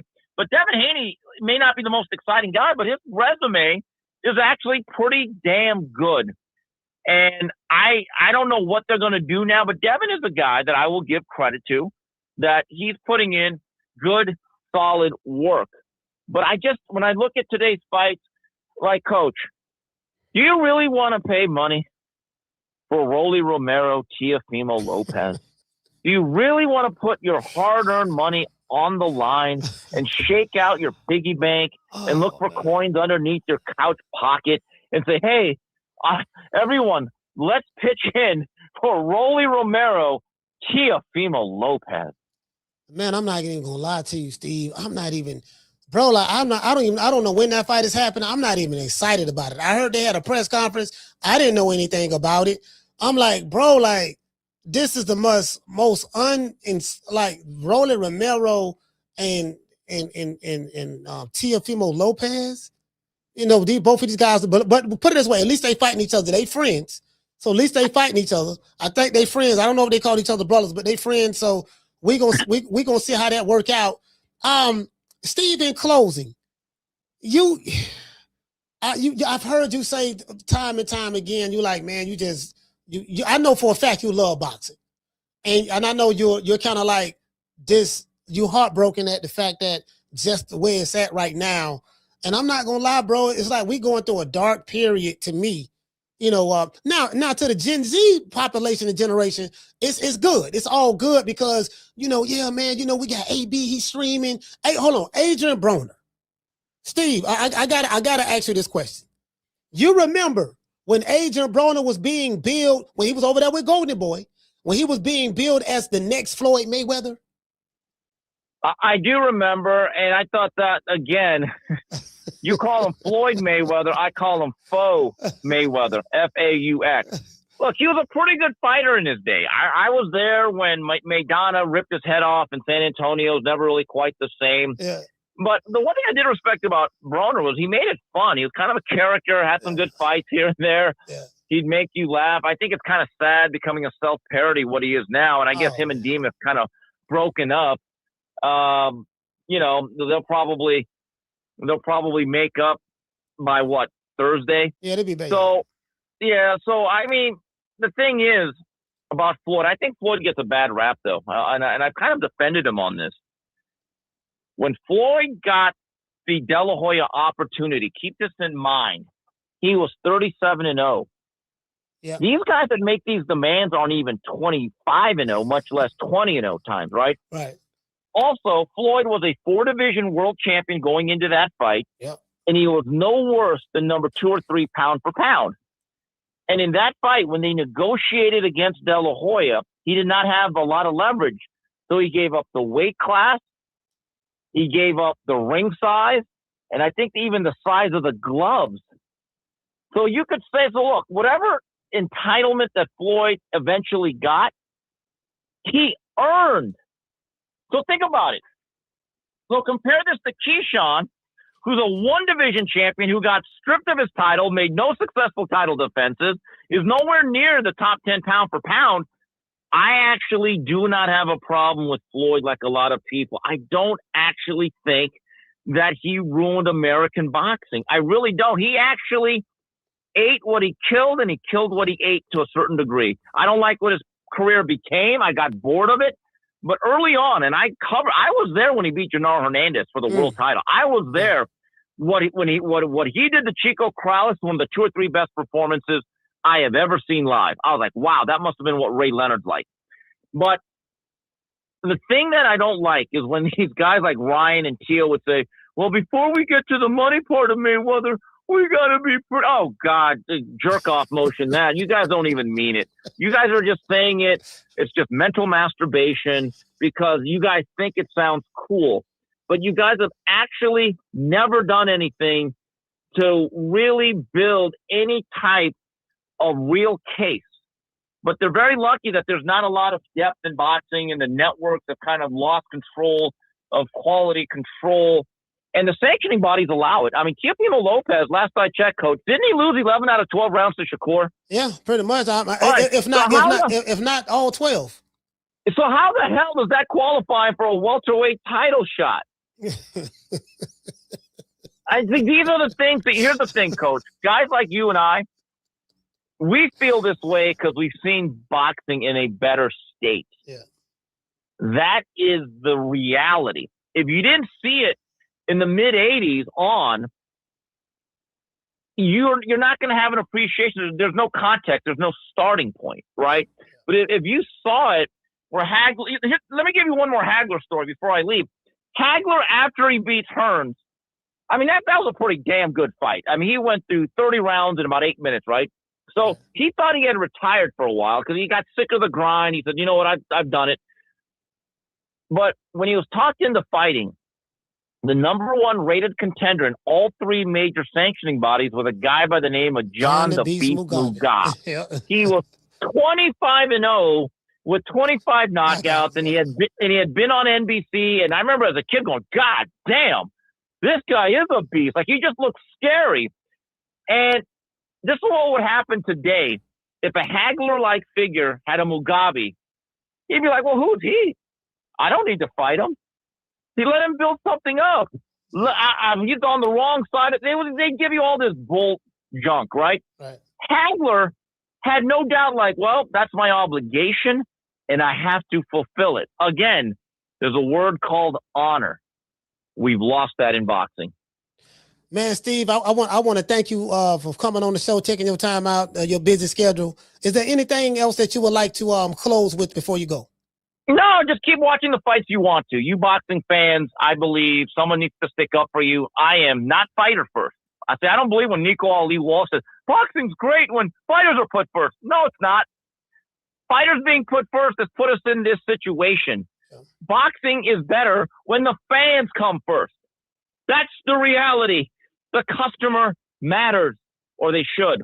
And with that said, if you're a fan, subscribe to my Substack at stevekimboxing.substack.com.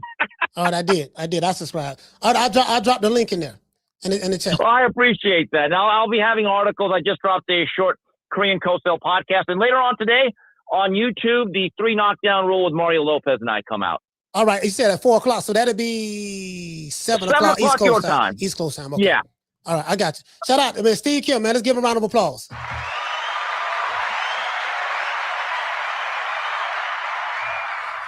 Yeah, man. Let me drop these phone lines, man. Let's go to a short commercial break, man. Y'all hit the like button for the old boy. Good evening, everybody. My name's Funk K. And thank you for watching True Media Podcast with Coach Malachi. True Media Podcast. Did I say that right? Huh? Well, anyway, I got a question I want to ask. Why is it so hard for y'all just to simply hit that damn like button? Huh? Now, Coach Malachi get up every day entertaining y'all when he could really been going out there chilling with his family, eating some neck bone and rice or something like that. But instead, he chose to come up here to entertain y'all, and y'all ain't hitting the like button. Now go hit the like button. Why you ain't hit that like button, huh? Go hit that like button with your hog head cheese looking self. Coach Malachi doing a hell of a job. The least you can do is hit the like button, y'all. Let me go ahead and let me play this one more time so y'all can see what Chris Mannix had to say about this situation. He is taking like 8-4 in a chess match type of fight that Devin wins because he's more experienced overall. He's more experienced at the weight. Walking away now, I don't know what his next opportunity is. From what I'm told, Top Rank doesn't owe him a fight again until May of 2027. Like they don't have, what they can do now is, follow the letter of the law on the contract, offer him his minimums, have him, offer him fights with like Brian Norman Jr. or Tiger Johnson or some of these guys that they've got on their stable. The kind of fights that don't represent big paydays, that don't represent the kind of big opportunities that Keyshawn is looking for. He is taking a tremendous risk here. And look, maybe it'll pay off. He did. Hey, man, it is what it is, man. That's what they say, man. But the boy taking a tremendous risk. But hey, again, maybe he knows some Top Rank and everybody else in Top Rank and the people of the zone. Maybe he knows something that they don't know. Maybe there's some kind of Jedi mind trick, or I don't know. Maybe he talked to Dr. Umar or something of that sort. You know what I mean? It is what it is, man. Let's get ready to drop these phone lines, man, so I can talk to the people. You want to talk some shit? Call me. Start some shit, bitch. Sup, fool? You gonna talk shit about me, homie? Where you from? Hundreds of niggas is waiting for your motherfucking call, and they all talking shit about you right now. Call the coach at 530-494-9636. We waiting on your bitch ass. Man, shout out to everybody, man, in the chat, man. Shout out to everybody in the chat. Hold on, we got the phone lines open all goddamn ready now. I love talking to Steve Kim, bro, because, I'll call her. Hold on. Steve Kim is one of the only guys in the industry that I can talk to. Steve Kim, Dougie Fisher, Buddy McGirt, those guys, Tim Bradley, some of those guys I can just talk to, and we just go to talking about boxing, and you just get lost in the conversation because I love boxing, and the other person I'm talking to love boxing, and and then we go to talk about. You know what I mean? Yeah, man, how it was and this and that and different styles. And we do draw the comparisons. And he made a valid point. These guys today, they have nothing to draw a comparison to. This is all they know. They only know they were born in the 2000s, 98, 99 on up. This is all they know. They know TikTok, Instagram, social media. They know this. So in their mind, this is what it is. You pound for pound because you tweet good. Caller, what's your name? Where you calling from? Raymond from Illinois, coach. Raymond, talk to me. Yeah, I agree with him. He had a good point, and like all a lot of his points towards that, like these boxes today, like when nobody be talking about this, Keyshawn, if you wouldn't have moved up and enforced your mandatory to get a better, and then you turn it down because you want more money, and then you only got like you say, you only got 15 fights, and you demanding shit against a champion that you moving up the weight want to fight.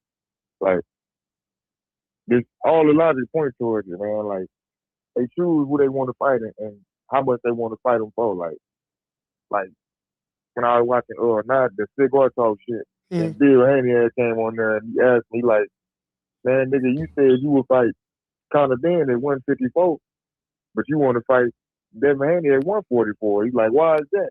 And like you say, nigga get to deflect me. Now when you go up and fight Boots, then go to deflecting, yeah. These deflecting, niggas, they like you say, it ain't no accountability. They choose who they want to fight. And that is, you have me crying, coach. I watched that shit, man. And then he came on there and he was like, yeah, I want to fight Devin at 144 after Keyshawn pulled out. So Bill came on there and was like, man, I'm not going to play with this dude. He said, man, we were talking to you first, and then dude pulled the weird shit, and then we finna fight him, Then he pull out. He said, then here come this dude behind the rock talking about he want to fight at 144. So I'm like, yeah, these niggas playing, man. Like, these niggas not really trying to fight unless they trying to get some easy money. Like I say, with like how Ryan Garcia and Conor Dan, that shit gonna be easy. I see Ryan winning that. Yeah. But I don't see a lot of these fighters like pushing the needle like that in the sport. He had a good point with that. Like we need the best fighters to fight the best more. Like Bam, we got Anyway, and we just need more of that. That's why I fuck with them. And the thing is, we can't. The reason why I don't agree with the Bam, I agree with Steve with Bam, but Bam fights at 115 or 118. He's at a weight division that you're not going to be a household name in that weight division. You know what I mean? I'm just being honest. Yeah, that's true. He's a great, phenomenal fighter, but he's not. You know what I mean? So right. It's the, we need some good Black American fighters and some good Mexican fighters like the Julio Cesar Chavez and Antonio Barrera. You know what I mean? Eric Morales, those guys. They're not household names, but they fought a lot. And when you especially in this era where everything go by so fast, this is the social media era. Something could be popping on Monday, and then by the time Saturday gets here, we don't move on to another subject matter. Ain't nobody thinking about what happened Monday. So in this era to where everybody has ADHD and this and that, you have to continuously fight. You like this era, they should be fighting 4 times a year at least. I had a fight in January. I'm fighting again in April. I'm fighting again in August, and I'm gonna close the year out with another fight. You see what I'm saying? Because in this era, like Devin Haney haven't fought since November last year. That's a long ass time. Yeah, it is. That's like. Man, like you say, Cole, it's a lot of boxing that we could have had stacked up on top of cards instead of waiting on one fighter or waiting on this fight. And you can see other fighters like Raymond Moore, Tyler get more exposed, or fighters everybody don't know. But man, that's my call, Coach. Salute, fam. Shout out to Raymond, man, Illinois. Yeah. I like talking to my boxing guys because you know what I mean. I can get some good boxing conversations. I can't get no good boxing conversation with these motherfuckers on YouTube. They be like, yeah, these motherfuckers don't know nothing, man. Nigga telling me, yeah, he's about. Carla, hold on. Nigga talking to me about swag and my fighter should get paid this. They use some dumb ass talking points. Like I said before, he putting his life on the line. Yeah, but the dude you're fighting is putting his life on the line too. Do he deserve $15 million? Do he deserve $5 million? And again, you chose to put your life on the line. You put your life on the line when you was a little kid as a boxer, right? You put your life on the line when you was fighting in the amateurs, right? You put your life on the line when you fought in the Olympics, right? This ain't no different than what you've been doing. When you was 1-0, you were putting your life on the line, and the dude you was fighting was putting his life on the line. So guess what? The electrician is putting his life on the line. The construction worker who's building a skyscraper, who's 54 floors up in the sky with a harness on, he putting his life on the line. Do he deserve $5-6 million? So nigga, what you talking about? See, I destroy all these niggas talking points. Bro, your talking points is flawed. Carter, what's your name? You calling from? It's Curtis from Long Beach. Curtis, talk to me. Man, all signs point to Keyshawn probably getting shelved, top rank. That's, once you fuck with them, Bob good for it. He old school. He ain't putting up with the bullshit. He put bigger fighters than him on the shelf. He put Mikey Garcia on the shelf. You know what I'm saying? And Mikey was selling out. Mikey had big fights that he could have made. And he put him on the shelf. So why wouldn't he put Keyshawn on the shelf? You know what I mean? You see what Virgil Ortiz just went through, like, these dudes are, bigger than you. Like, you're doing bad business. They was trying to get more money, and, they were bigger than you. So how you gonna do this? And then, you were saying that, the coach was saying that you was negotiating, and then Top Rank gives Dan Rafael the real story. Dan say, you never negotiated. They gave you the $3 million offer. You didn't even counter and say, hey, you know what, we want $4. You just immediately pushed for the first bid. So you didn't even negotiate with him, which made the situation even worse. Which means that he never had any intentions on fighting Devin Haney. They thought Devin Haney was going to drop that belt. They thought Devin Haney bro. I had this conversation with Bill, and he don't mind me sharing it because I said it openly on this platform when he was here. I said, bro, look, y'all will be, bro, listen, chasing Shakur Stevenson, leave that man alone. That dude playing games. I've been watching boxing long enough to know when fighters want to fight each other, the fight get done like that. Shakur Stevenson, he's a kid. He acts very childish online. He's a kid.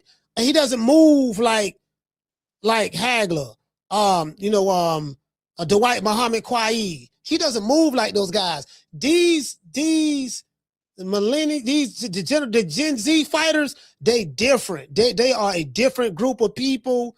They are some of the most entitled group of kids I've ever seen in my life. They lie so much. They got old niggas running cover for them. That's what's so disheartening. You have guys my age, Generation X, and in the millennial generation running cover for Gen Zers, stamping these niggas. They ain't did nothing. Like, yeah, you supposed to be in the world 10, but nigga, who you be? Like, fam, like, how? Okay, he the next hog head cheese sandwich because Andre Ward said so, because Floyd Mayweather said so. Like, we don't believe that guys have to. They very well may be that, but they're not there yet. So he may have more things to do to get there. They automatically giving it to him because the eye test. What the fuck that mean? Go ahead. Yeah, and we can say what we want about Devin, but they low key making Devin the face of boxing. Like, even Shakur right now, he's flat out admitted. Like, he didn't say that he wanted to fight. He's saying that Zupa wants to fight. They want the Devin fight. Yeah. He ain't saying this is what I want. He's saying this is what Zupa wants. Yeah. You know what I mean? So he don't even really want that fight. And then the narrative is changing about Devin. Like, everybody looking at Devin like, hey, man, you got to be the face because you all everybody is talking about. They're only talking about you and your situation, and you ain't even fighting. This fight's coming up, and they ain't even talking about the other fights. They just talking about the fight that didn't happen. So this is the definition. Based on what you just said, this is the definition of the face of boxing in today's time. Whoever we talk about a lot on social media, that means you're the face. That's it. So the face of boxing, the face of boxing in America in today's time is any fighter who we talk about on social media. So we talking about Keyshawn Davis, he the face, because everybody talking about you. And we talking about Devin Haney, you the face, because everybody talking about you. Like the real definition of what the face of boxing used to be and what it is today is two different definitions. So, and that's what I'm realizing. Superstar, what used to be a superstar in yesterday's time is totally different in today's time. Let's see, we got superstar. What else we got? I wrote the word down. I said, because I told Steve I didn't want to forget it. Superstar and face of boxing. They have two different meanings in 2026 than it did 15, 20 years ago. I'll let you finish. And again, I only give Dev his props because, like I always say, man, they live up to they little saying. Everybody else is saying everything but let's fight.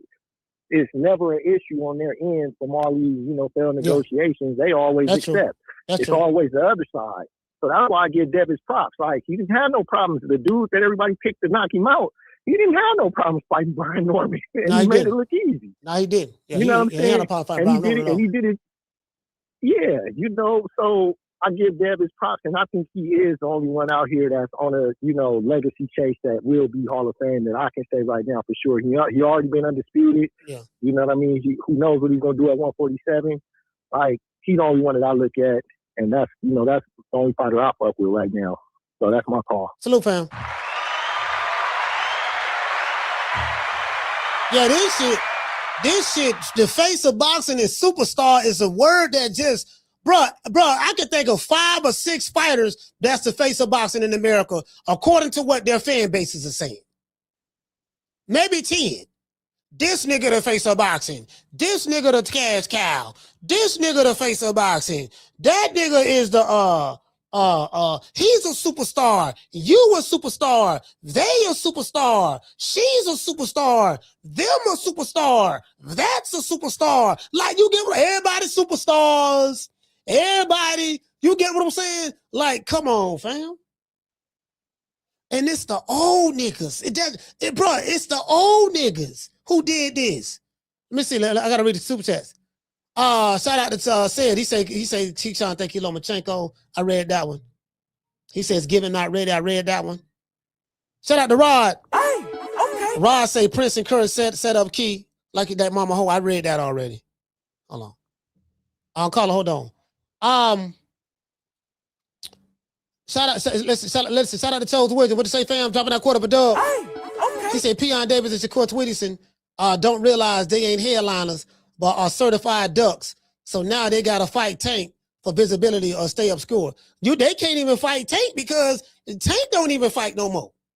Like, how you gonna fight a nigga that don't even fight? Do you get what I'm saying? So, like, bro, it's man. Shout out to Mike. Hey, okay. Jumping out $2 super chat. He said keep watching all the shows, thinking of an excuse. Yeah. Call back. Call back. He hung the phone up. I told him, hang on. I told him, hold on. Caller hung the phone up. So yeah, just call back. Yeah, I sit back, man, and you know, get what I'm saying? It's just that, you know, like, bro, like, they look at me like I got 9 heads, you know, because I got a criteria and all that shit. Again, bro, as I said before, I care nothing about the access, you know what I mean? Like, all these dudes on the same level to me, in my eyes, you know. I haven't drunk the Kool-Aid. Caller, what's your name? Where you calling from? Willie from New York. Willie from New York, talk to me. Yup, Willie, yup. What's up, coach? What's up with you? Hey, you know, I got, you know, I'm feeling some type of way right now, and I want to talk to Keyshawn. I got some words for this motherfucker, right? So Keyshawn Davis, yeah, you fucked up. You know that, right? You fucked up. Not only you fucked up your shit, you fucked up my shit. You know what I'm saying? And I'm going to tell you why. But before I get to that, you know, I want you to know that, you know, I should have never had faith in you. I knew, like, you was funny style when you came in overweight. But you know what? My heart said, nah, he ain't like that. I should have known it when you ducked, what else you do? When you came overweight, when you ducked Devin. Right? I'm like, hold up. I'm like, what the fuck is going on? He done fucked up a lot. I was supposed to go to Vegas, go out there, see a fight. I had a shorty doo-wop out there I was supposed to meet, get away from the kids, the missus. You fucked that up. So guess what, nigga? I'm on your ass like white on rice. I'm on your ass like a motherfucker looking at a big butt. You know what I'm saying? Butterface correction officer. You know what I'm saying? I'm on your ass. You know what I'm saying? But you fucked up a lot. But I'm going to tell you one thing. You hear me? Because I know you listening. The only way you can get our respect back, you got to fight Shakur Stevenson. That's it. You fight Shakur, you can get my respect back. But until then, we fire sticking your shit. You know what I'm saying? We ain't pulling up to no events because you fooled us. You came overweight. You know what I'm saying? You motherfucker did a whole bunch of bullshit. And the only way you can get our respect back, you fight Shakur Stevenson. You hear me? if you let that motherfucker play you. You know what I'm saying? We call his son. You know what I'm saying? Because right now, he basically saying like, yo, I ain't Keyshawn Davis, but you know, I'm different. I ain't put you like Keyshawn Davis. So he trying to take your glory. You know what I'm saying? They set you up. They hit you with the fun plan, and you don't even know it. So the only way you can get our respect back, you got to fight Shakur Stevenson to make up for all this shit. Till then, we fire sticking your shit, nigga. You hear me? That's all I got, coach. All right, salute, fam. I gotta let the brother get out. Yeah. I just look at it, man. Like, you know, again, you know, I try to hold the old school cats accountable because these old school cats, they have become milk toast as well. They become milk toast. They watered down, and it's like they coddle these Gen Zers. And because we are growing up in, you know, like they not growing up in the tough time era. So everything is very easy for them. Everything is just very nonchalant, caller, what's your name? Where you call it from? Jamie from New York. Jamie, talk to me.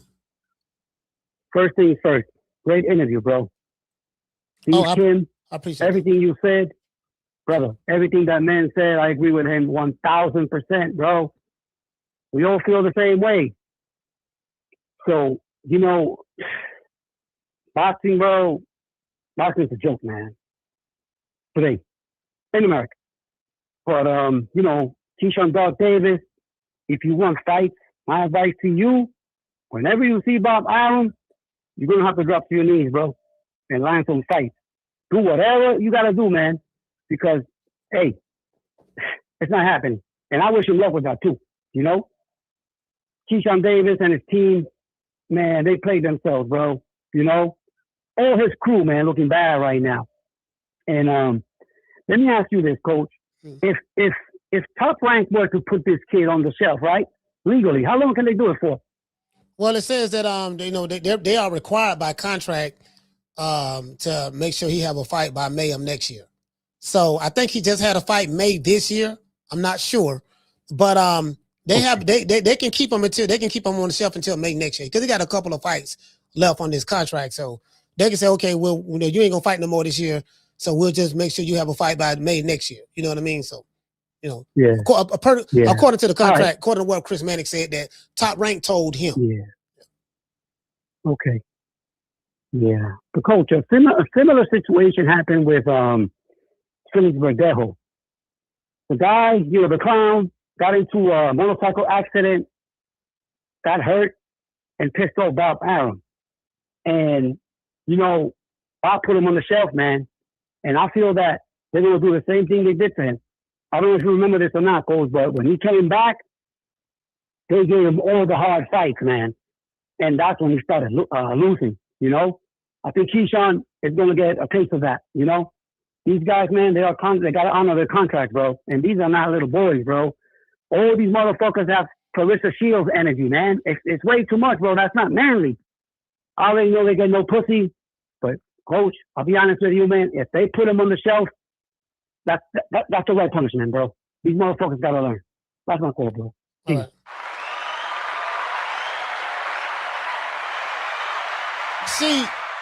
See, I gotta put this on the old heads. The old heads were the ones who were coddling. When I say the old heads, I'm talking about the millennial. They the ones who was coddling the Gen Zers. They was coddling them.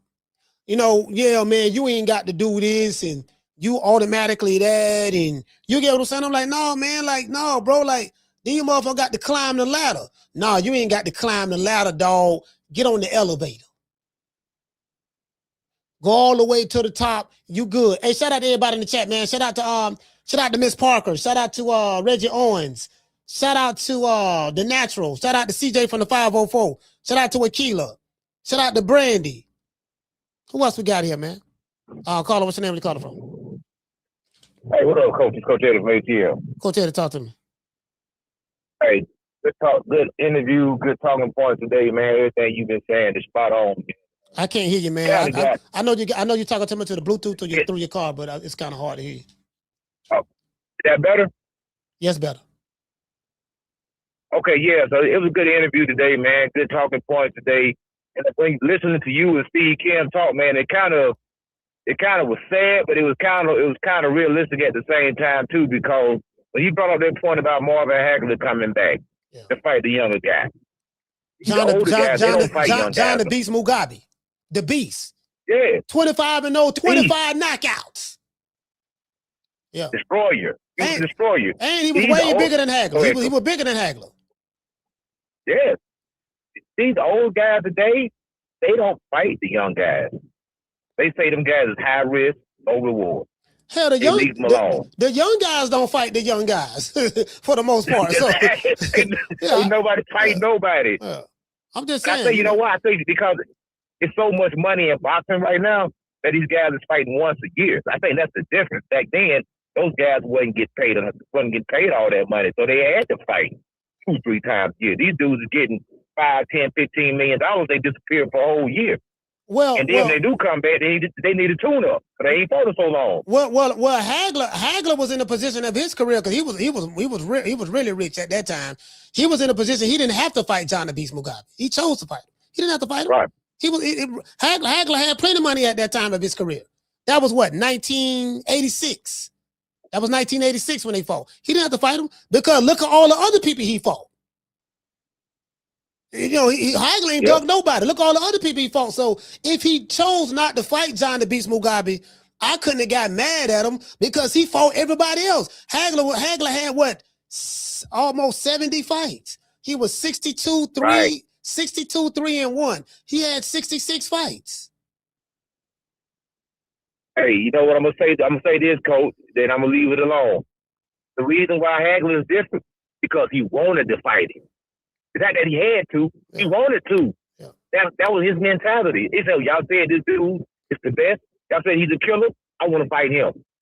And that's the difference between these guys today and guys that's cut from that cloth. Like Roy Jones wanted to fight the guy. James Toney wanted to fight the guy that they said was the big bad wolf. These guys today, they be looking for a way around that. So, like I say, it is what it is. We just got to enjoy boxing for what it is right now. There's a few guys, I'm keep my eye on. I think they're going to kind of move the needle, but I'm still going to watch them. They still got a little bit more proving to do, but, it's only a handful of guys out there that's really holding up the sport right now because it's an action. 10 Crawford are retired. So now we got a vacuum in the sport. Canelo's going to retire, so who's going to fill that void? You know what I mean? Who's going to step into that void to carry the sport of boxing? We going to see. Hey, that's my call, Coach.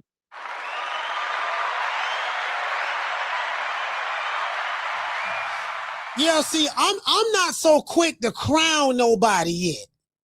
That's the difference between me. I'm not the guy that, because there's a void, let me find somebody to put there and then try to justify it. No, I'm like, no, because I got my boxing criteria. See, who you fight matters. Yeah, you could be a 4 division champ, whatever. Who you fight matters. As I said, I think I'm gonna put together a pound for pound list just based on my criteria.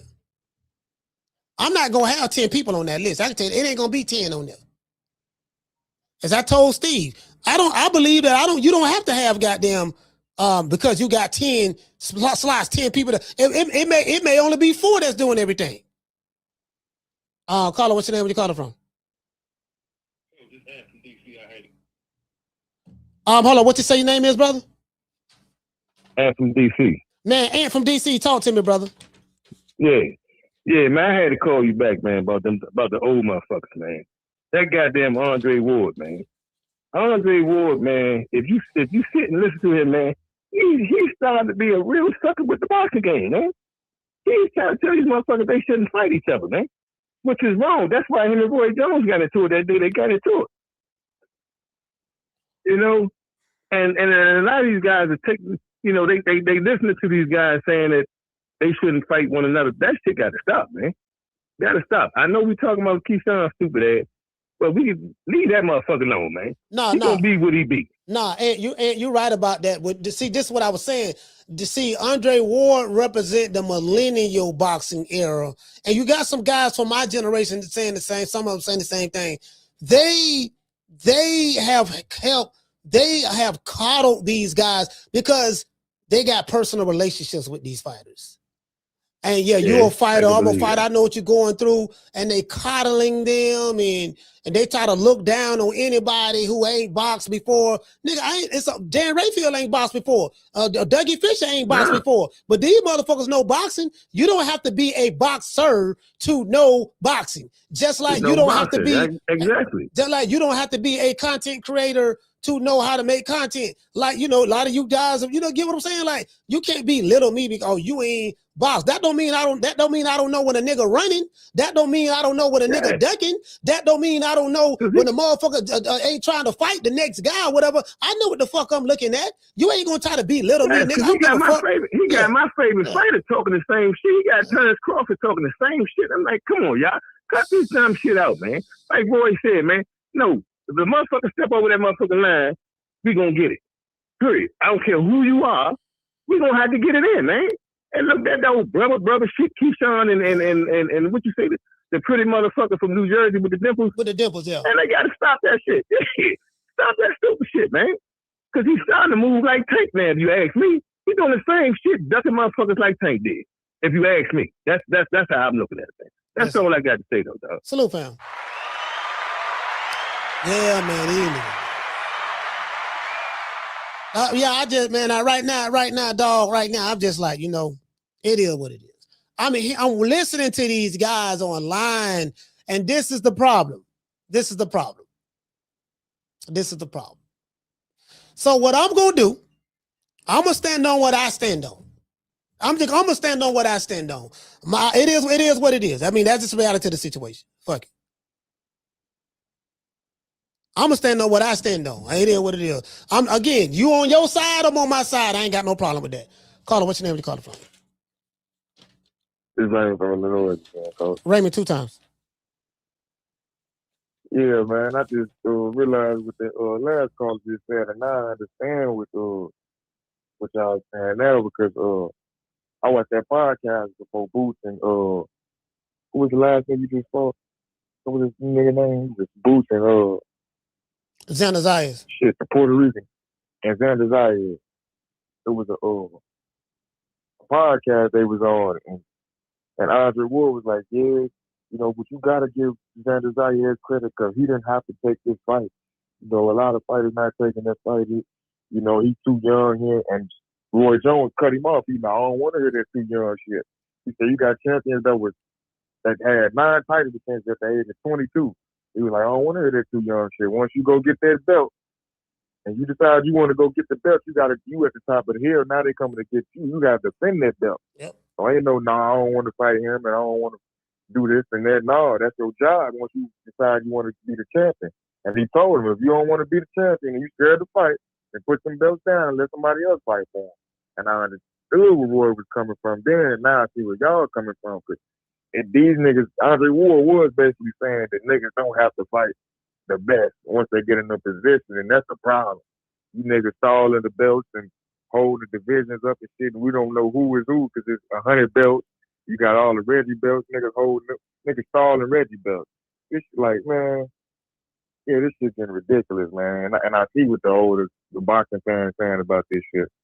But that just brought my memory back to it, though, Coach. That's my call. Salute, fam.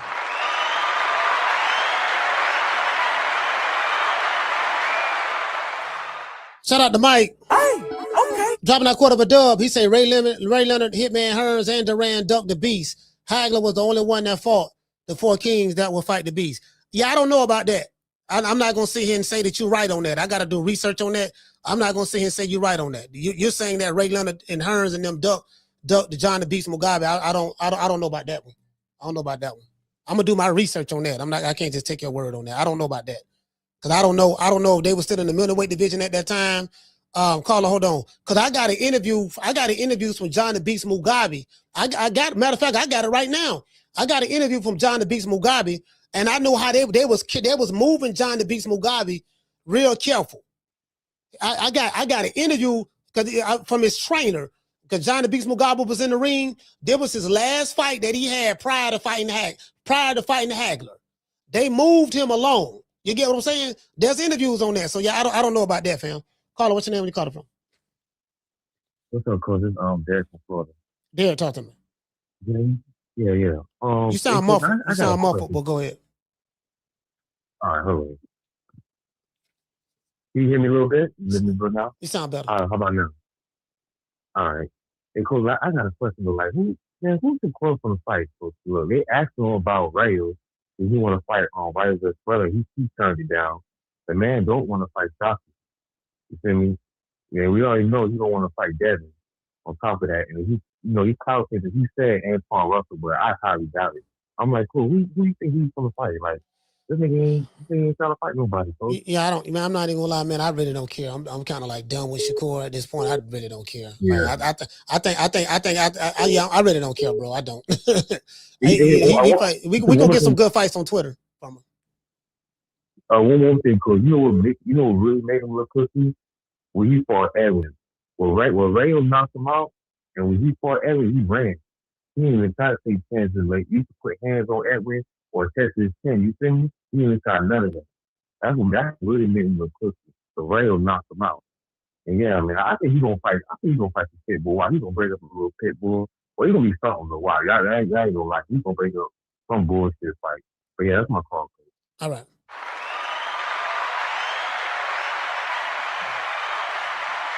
Yeah, I just, I mean, I see what it is. I see what it is. And so, and this is what I tell y'all. I tell y'all this here, right? I tell y'all this here. It's best, Carla, hold on. It's best to be a fan of your favorite fighter from a distance. Because when you get to know them, they're going to let you down. And what I mean by that, not let you down, but I mean just like this generation of fighters. Like once Bud retired, it's like, shit, Bud gone, man. God damn. I had kind of like lost my passion for it a little bit. And it showed because it was like, damn, I ain't, because I know what's after him. When Canelo retired, I know what's after him. When the new way retiring, the old guard is leaving. Wilder gone. Joshua, he finna be out of here. Fury, a new way finna be gone. And also, I see, I'm talking about American boxing. I see what's here. I'm like, so. And I hear the older guys, the millennial boxers who retired, they are running cover for their fighters who they are friends of. That's what's going on. Carla, what's your name? Carla. What up, Coach Yamas? Yamas, talk to me. Yo, Coach, I gotta give you, before I even start my call, I want to give you some props because I gotta give you credit because every day at 3, you make content and the shit is always good, man. And there's not a lot going on right now, but I gotta respect your grind, man. Because the fact that I'm calling, ain't much going on in the game, man. But I just wanted to say, like, everybody is I used to move for the athletes to get control, but like Steve Kim said, that could be bad for the fans, because like when they didn't have control, they was forced to have certain matchups that was better for us, and it's like now that they got this control, and then you got like Turkey out of seed paying niggas for nothing. It's kind of like we the all man out, the fans, man.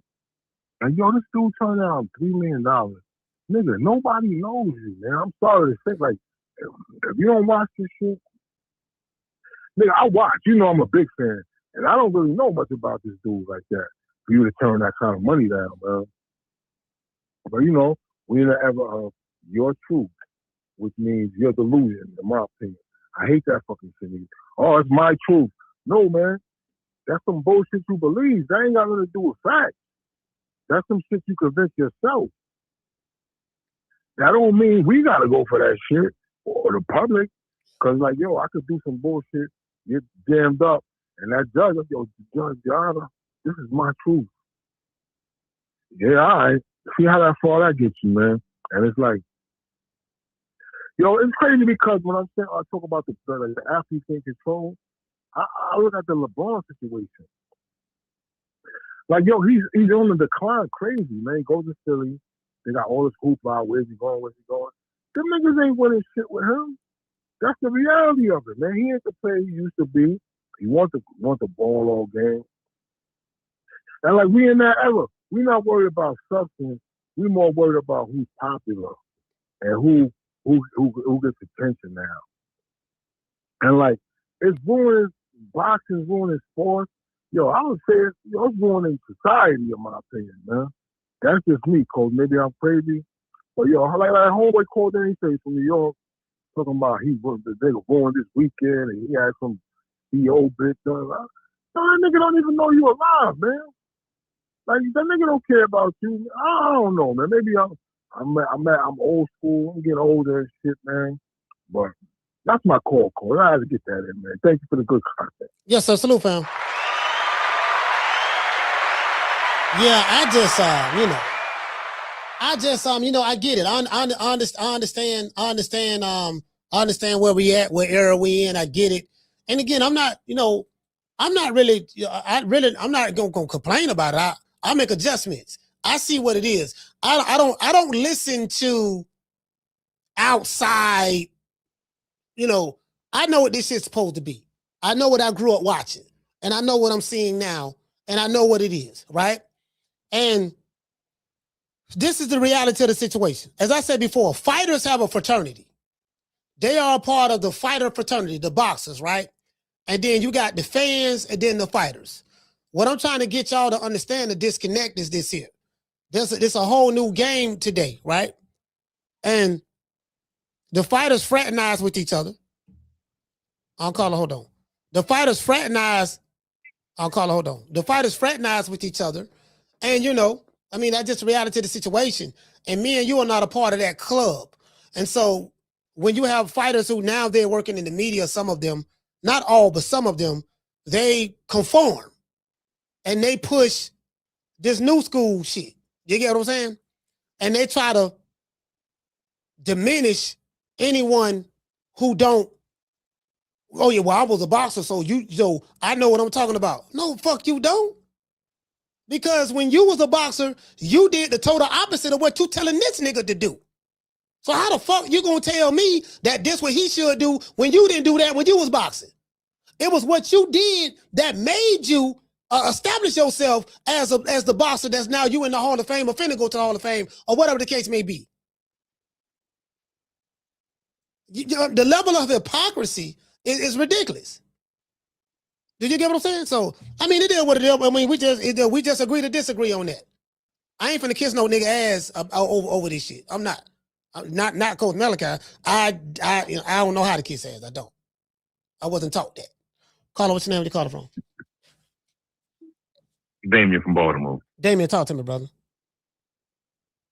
Hey, man. Steve Kim said a lot in that short interview. And he's saying what I've been thinking. And for him to be an insider, it kind of, for me, made sense.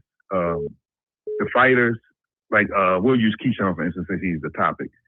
He's not going to take that. Everybody's saying that, hey, you turned down that $3 million. But that's $3 million for a tough fight. He going to fight that tomato can for that same, for the $2 million. So for him, the math is mathing. Because now I get to tweet, I get to talk shit and say, I'm that guy, I beat my chest, he beat a can, we knew he was going to win. But for the promoters making money because they duping everybody. Like, hey, this is my guy. He ain't never taken a fight that we really want to see. So it's like they are winning. In my opinion, I don't agree with it at all. But I think that the promoters, they just convince those guys like, hey man, why would you take the Devin Haney fight when you can get this other fight here you can fight Nia Albright for little or nothing, but we're gonna keep the train rolling. We just gonna keep you fighting. So I don't know how it's gonna affect with all of them being on one network now. I'm not sure how it will work now, but like for me, that Steve Kim interview summed up the entire boxing situation as far as the superstars or the quote unquote, because we don't really have the superstars not fighting frequently, to them, the networks not playing ball with one another. It just summed it up. It's like sports entertainment. We say it all the time. It's really fucking WWE at the end of the day. And I removed my emotions quite some time ago. And now when the fight come on, You know, it's like, I don't get excited to run home for, because we already know who's going to win for the most part. We're not blind. But, you know, they got people on Twitter fussing and fighting about this dumb shit. Like, they sitting there laughing. I feel like Jay Prince laughing. I agree with you 100%. They never, ever was going to take that fucking fight. No. They were never going to. He played stupid like he ain't know nothing. The WBO president was on Cigar Talk, said that Keyshawn knew the whole goddamn time that they moved him up. He knew everything. He played like he ain't know, like they moved. Man, listen, that shit WWE, and for any of y'all to get all excited about it, y'all crazy. I know you love the sport. I love the sport as well. But bullshit. Just enjoy the fights that we get. So let's get excited for Rolly and Tio. Hey, Damon, check this out. I see. We already knew this. We didn't need him to tell us that to know this, because there's no way. I remember when Keyshawn got moved up. I said, ain't no way in here you got moved up to 147 and you ain't know nothing about it. Well, I said that on this show. I said, what fighter in the history of boxing moves up to a different weight division and have no knowledge of it? Nobody. No y'all moved. The only reason they did that was to protect Shakur Stevenson. All of this is about like Keyshawn Davis is disposable. He's expendable. We got to protect Shakur at all costs. You send Ray down to the 130 to take care of Shock, and then now we send the Bill come out talking about the Zupa got big money for me and Shakur, the Devin Haney and Shakur to fight each other. They say Shakur get wind up and he go over there sign. He admit that on Ariel Hawani show, I signed the Zupa, but I ain't signed no contract to say that I'll fight Devin. I just agreed to it verbally. So we can't take your word on it. You can't make a business decision based on what a nigga say out of his mouth. That's one. Especially a guy who's a known liar. Then Jay Prince said something. Jay Prince said, I hope the homie, I got 2 double barrel shotguns pointed at the Haneys. I got him cornered. And guess what Jay Prince said? He said, I believe the homie. I believe the homie go make the right decision. And I'm like, what did he mean by right decision? So if I was an interviewer, which was my main man, I forgot, not Sean Zartel. The interviewer over there, Fight Hype, I would have asked him, what do you mean by you hope the homie make the right decision? What does that mean? And then if I didn't get the answer I was looking for, I would have followed up with, do you mean that you hope that he make the right decision and choose to fight Keyshawn Davis and y'all negotiate to make that fight happen? Is that what you mean? Or do you mean you hope the homie, like I would have gave him a way out. I would have asked him, I would have followed up on that, but they didn't do that. They let him get away. Yeah, because they all in cahoots, even down to Andre Ward. They all on the pay. Now they're on the payroll now. So now they got to say the bullshit that they really don't feel, and they don't have to. I guess they have to. They on the payroll now, so they have to say that. They can't come out and just say Keyshawn ducked. Why he can't say that? Because he already knew the play that Keyshawn wasn't going to never fight him anyway. They already knew what the play was. Yeah. So that's why they not going to come out and badmouth him, because they knew. They already talked. They knew what was going on. They just had the fans. But it's the fans' fault. We love the sport, but it ain't. I don't know, man. We just get the fight. I don't want to say that ain't the fans' fault. What happens is you got the fighters and then the retired fighters and then the promoters and stuff all on playing games and lying. So the fans are believing the lies, and then when time come out and come to find out it's a lie because what the fighter is doing ain't lining up. That's what it is. They're trying to do a spin job on the fans, and then you got people like me and yourself. We see this shit for what it is. Like, nah, this shit ain't sounding right. Nah. No. Because your spidey senses go off. But shout out to Damon, man. But be more stand up. All right. Yes, sir. Holla.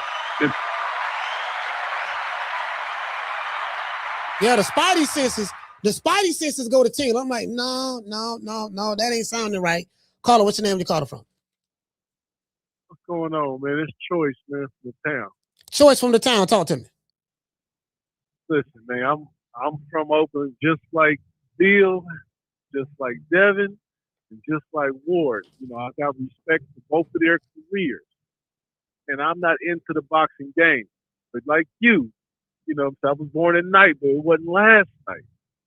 To me, it seemed like a lot of promoters and maybe other investors created these podcasts that a lot of ex-boxers are on.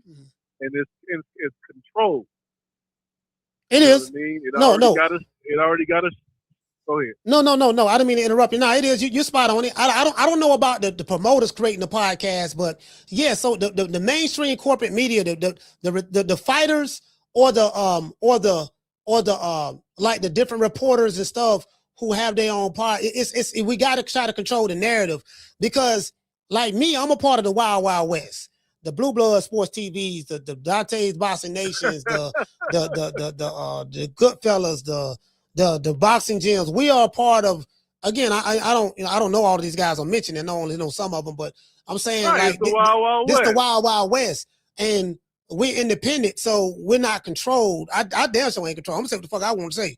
I got people call me Right. that are in boxing. I can't even mention their names. They are in boxing, but they call me and tell me that, look, man, I appreciate what you're doing because you saying the stuff that we want to say, but we can't say it.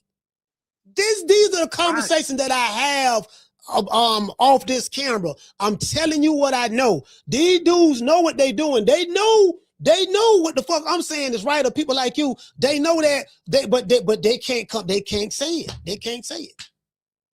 To me, it's starting to look like WWE, WWF. Yeah. It's starting to look real plot, real drawn up soap operas. You know what I'm saying? They just doing this whole. What was the guy that ran WWE? What's the Vince older McMahon. guy? They're doing the Vince McMahon, but it's on Twitter. Yeah. You know, it's on TikTok. It's on all these other social media platforms where we used to get Hulk Hogan running in somebody's, locker room, slapping them around. Now it's Twitter thing. This is where the drama's at. This is where the eyes are being drawn to. So I see the play now. I just, I'm 44 years old. So I had to catch on. I'm one of the millennials that you were talking about, like, why the millennials is coddling. And I'm like, we don't coddle. I don't know why. Yeah, we don't. No, the millennials don't coddle. Hold on. It's some of the Gen Z. It's some of the Gen Zers too coddling. So not all. Not Gen Z. I mean Gen Xers. But not all. But there's some. There's some. Yeah, and it's kind of like I'm an '80s baby, so I'm like, I don't know where this come from because we latchkey kids. You get a key around your neck, and good luck, and don't turn on nothing until I get home. Yeah, mama leave a note on the refrigerator. All right, we got the boiled eggs right there. Don't open the door for nobody. Keep the blinds closed. I'll be home we came up in that area. Put the chicken in the sink. Yeah. Turn the water on. Put the chicken in the sink, and don't touch nothing else. Yeah. And no, you can't have no company. Yeah. It wasn't no calling with us. So I said, "Oh, this shit is scripted. That's what's going on." Okay, I feel you, everybody. Please, y'all. Don't bang on Ward no more. It's a script. Don't be over there, sending death threats and DMs to anybody,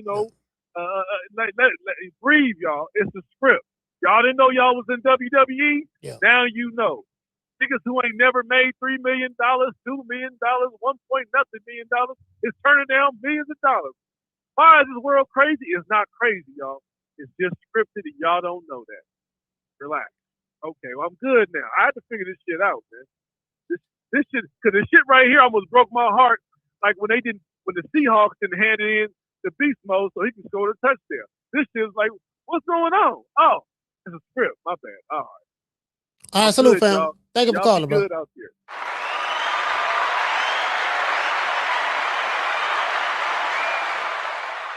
Shout out to Mike. Okay. Dropping that quarter of a dub. He said, Coach, can you give a take on any of the boxing matchups you like to see of this era?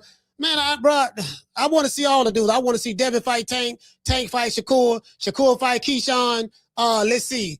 Boots fight Virgil. Boots fight Fundora fight Virgil. There goes some right there. Shushu, I want to see Shushu become undisputed in the division that he's in. Let him fight them other dudes up there. Fight the top dudes in your division. That's pretty much it. That's pretty much where I'm at with it. All these top American fighters. My matchup is this here. Caller, hold on. Any so-called top American superstar boxer that's getting co-signed by retired fighters, any of those guys, I want to see them fight each other. That's my matchup. That's what I want to see. Caller, what's your name? Where you calling from? You the last call. This is Blood Box in Gainesville, Florida. Man, Blood, what's going on, man? Hey, man, Coach, man, I've been keeping up with a little bit of this stuff, man, and I did get an opportunity to see that interview that you're talking about. Well, that discussion with Andre Ward. I didn't see it. I didn't see it. Yeah, man, listen, bro. With friends in boxing, that's been going on forever. A solid example would be Maurice Blocker versus Simon Brown, who were both world champions. These guys went through the grind together. They even lived together. They had to help each other out through hard times. They ended up getting in the ring with each other. Ali basically was friends with a lot of the guys that he fought, mostly, especially in the 70s, when they were looking up to him already. He would help these guys get down payments on homes, all kinds of stuff. Joe Lewis was friends with Max Schmeling. It's been going on forever because, as we know in boxing, these young guys, they meet in the amateur circuit. And some of them become very close. Some of them become enemies, such as Michael Nunn and Frank Tate. But, they build relationships in the amateur circuit and these tournaments that they participated in. We've heard all kinds of stories about Bud Crawford, and he fought this guy, Danny Garcia, and people like that. Sean Porter when was he was Sean in the Porter was amateur close. circuit. Yeah, Sean Porter was close. Yeah, man. So it's been going on a long time. So when these guys talk about their friends and they're not going to fight each other, it kind of like turns my stomach a little bit because this is not something we're used to. There's not very many examples of people, because there's plenty of friends in boxing. I can name tons of them, and who have fought each other. And they had to fight. They had to do what they had to do. And the only time I saw an exception was when the Klitschko brothers was running things in the heavyweight division. You don't really expect the brothers to fight each other. Real brothers. Even Wilder one time talked about real fighting brothers. his brother. Yeah, real brothers. Yeah, not that fake shit that they're going around with now. So, it's kind of like, it's an excuse, man, for these guys not to fight each other, man. All this stuff. I don't care what they've been through. There's been other fighters who've been through way more, such as Ali putting up money for these different fighters to get them out of financial situations. Marlon, what's his name? Simon Brown and Maurice Blocker is a good example. Also, before I go, I want to answer real quick. None of the other four kings ducked, because I heard somebody say John the Beast Mugabe was ducked by the other four kings. It didn't happen because Sugar Ray Leonard wasn't even in boxing. He was trying to only come back for one fight with Marvin Hagler, so he wasn't even a factor. He hadn't fought Sugar Ray Leonard. He was in a retirement. Thomas Hearns was still recovering from the ass whooping he received from Hagler, and he shot up all the way to light heavyweight within that next year. So he was never in the run-ins to fight Mugabe. And then Roberto Duran took a year and a half off after he lost to Thomas Hearns in '84. So he was never around in the atmosphere when Mugabe was coming up. So Mugabe came up as a middleweight, and he used the USBA and all of that stuff and the TV contract to get known, and he was known for carrying a knockout streak. Them other guys, they were not in his sight at that time. After Mugabe lost Hagler, he lost right again, back to back, and he started picking up losses. Yeah. So I just wanted to let the person know that he never did. None of the other guys ducked Mugabe. Yeah, I didn't remember that at all. That's why I say I don't agree with that. I got to do some research on that because I don't remember any of those guys ducking him. I remember watching an interview of John the Beast Mugabe's trainer. I forgot the white guy's name. He spoke about how, yeah, man, now we feel that the Beast is ready for Hagler and he's ready now, and we're going to try to push for that fight. He was basically saying they was moving him along carefully. You know what I mean? We got his knockout streak up and all that stuff there. He literally was just pretty much saying that. I have the actual video of the interview. Oh, yeah. After John the Beast Mugabe, after his last fight, I think he had 25 wins, 25 knockouts. His 25th fight, they did an interview in the ring, and that's what he said. Well, yeah, there's no way. The other guys weren't even in the atmosphere. Hagler was the undisputed middleweight champion. Right. He had already beat Hearns, Hagler. He hadn't fought Leonard yet. At that time, Leonard was in a retirement. Hearns and Hagler didn't even know which weight class they wanted to campaign at and was kind of getting a little bit inactive for a second. Hearns picked it back up about a year later. But you know, man, just to say, man, the Four Kings, man, y'all always accusing the Four Kings of ducking something they didn't duck all the time. Aaron Pryor and all that, you know, Aaron Pryor was never in the running. If you want to be correct on it, you say the boy from Texas. What's his name, Coach? What's his name? The great fighter from Texas. I can't even think of his name right. Donald Curry. Donald Curry. Yeah. Donald Curry and Marlon Starlin is who Sugar Ray Leonard was ducking, because those were the guys who were ranked in the top 5. And I'm just saying, man, you always hear this stuff from these people, man. I don't know where they get this information from. How do you feel about Mike McCallum? I'm hearing how you feel about Mike McCallum. You feel that Mike McCallum was avoided by the Kings? Mike McCallum would have more claim to that than John the Beast Mugabe for sure, or Aaron Pryor, because Mike McCallum, even though he was campaigning at junior middleweight, he could have fought either Marvin Hagler or Thomas Hearns. He didn't really make much of a statement other than he beat Julian Jackson. Yeah, he did. At that time. At that specific time, he hadn't really made a mistake. So it was kind of like a high risk fight, low reward, because what would have they got? They knew behind the scenes that McCallum could fight because Hearns used to spar him, and Hagler had heard about him too. So why take a risk again with this guy who nobody knows, and you have other fights out there? These guys, they just had other fights. But yeah. McCallum had more of a claim, definitely, than John the Beast Mugabe or Aaron Pryor. I'm gonna say this in closing for you, Blood. I miss you, dog. I really glad you called the show, man. I'm glad you called, man, because I ain't spoke to you in a while. Yes, sir. But I will say this, brother. Mike McCallum turned pro in 1981, if I'm not mistaken. And this what I look at. Around there. I look at, well, you may not fight everybody, but who did you fight?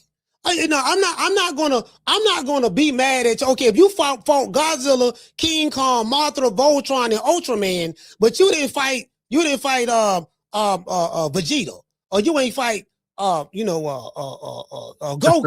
I can't sit back and say, oh, well, Blood dug Goku, but the nigga fought Godzilla, Mothra, King Kong, Gamera. He fought all the other motherfuckers. So you sometimes you ain't gonna fight every person. Like if you fight 9 niggas out of 10, right. I can't say you ducked the 10th person.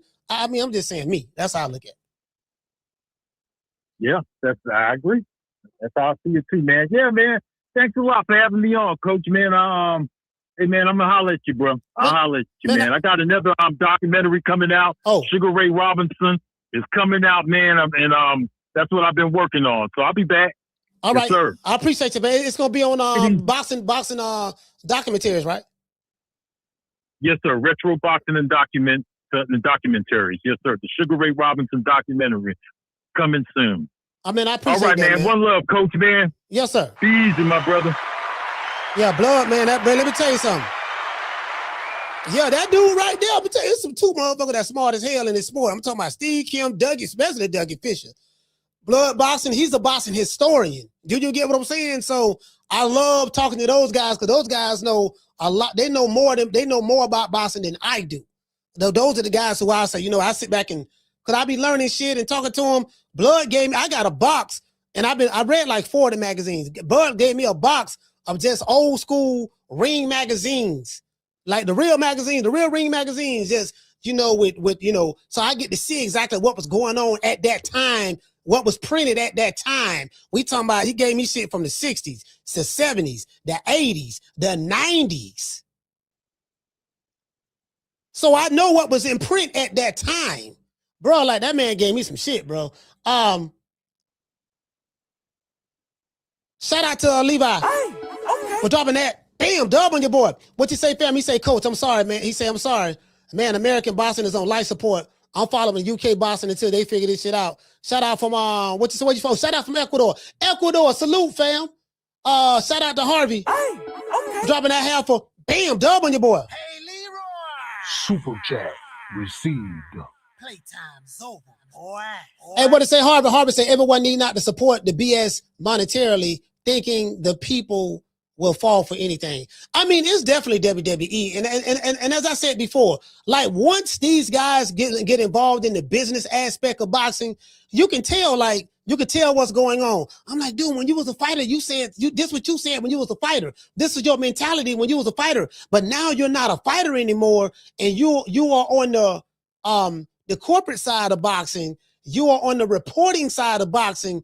Bro, you sound totally different than you were as a fighter. And then what it is these guys, they can't say, a lot of them can't say what they want to say.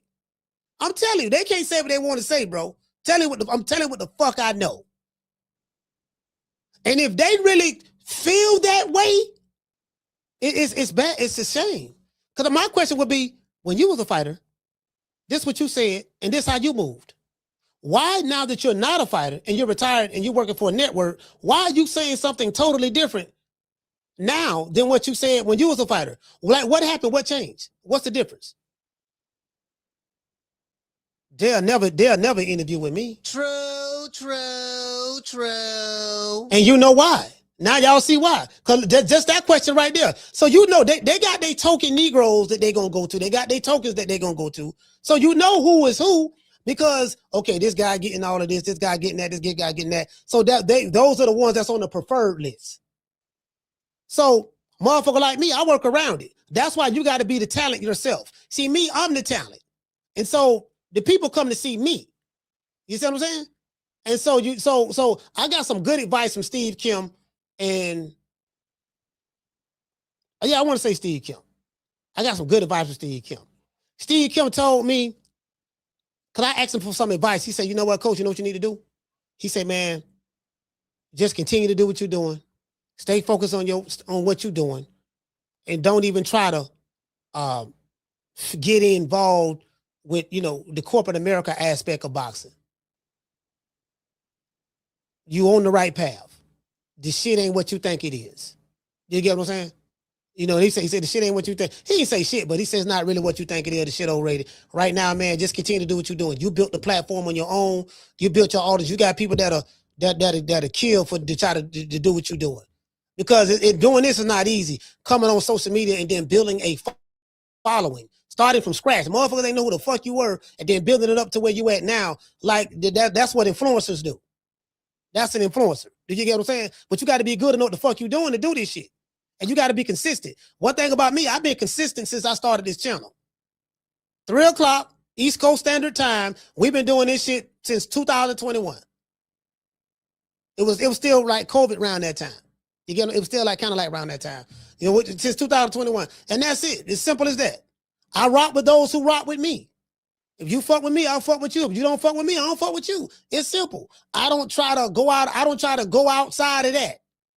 Because I get it, I understand. I'm not everybody's cup of tea, and it's non-personal. I get it. You know what I mean? But I'm gonna be the same man that I was raised to be from now until infinity. That's just the reality of the situation. Because I don't know how to be anyone else. I don't. I don't. Shout out to Mr. Classic Metal. Hey, okay. Jumping out $2 super chat. He said, greetings from overseas to Blood Boston. Yes, sir, man. Hey, man, y'all know what time it is, man. Hey, man, I want to dedicate this show to the hood. I want to thank the whole hood who came out here. I love y'all. I did this for the hood. Y'all know I beat that boy. Yeah, I'm just going to stand on my square, do what I've been doing, dog. With the content going to be fire. I got some new stuff coming work that I'm building right now for you guys. Yeah, man, I'm telling you, boy, I'm really excited about it. I got some new stuff I'm doing, and it's like, man, that's just what it is, bro. We finna take it to another level. I'm not at liberty to say because I don't want to talk about it. Because, I want no motherfucker trying to steal my ideas and shit and whatever. So I'm not going to do that. But I'm going to give everybody a shout out, man. You know what I mean? So, I mean, it's just the reality of the situation, bro. I mean, this is just where we at. Shout out to the lovers. Shout out to the lovers out there, man. Make it last. Make it last forever. Don't let I love me.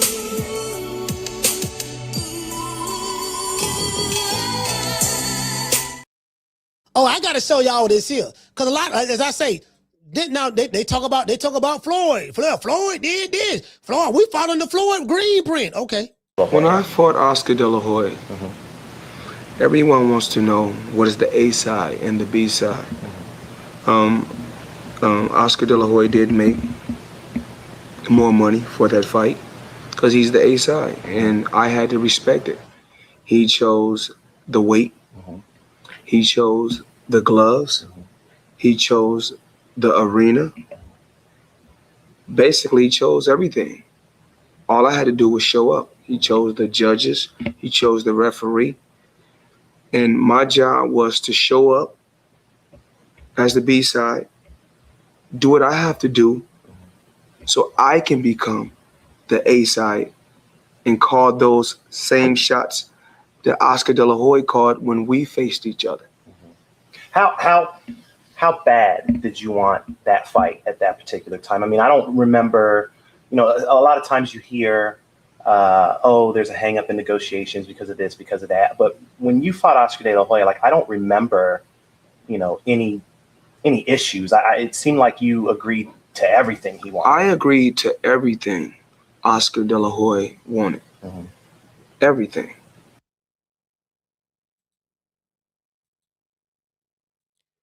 But you following Floyd. You following Floyd, though. See, y'all want to pick and choose when you want to follow Floyd.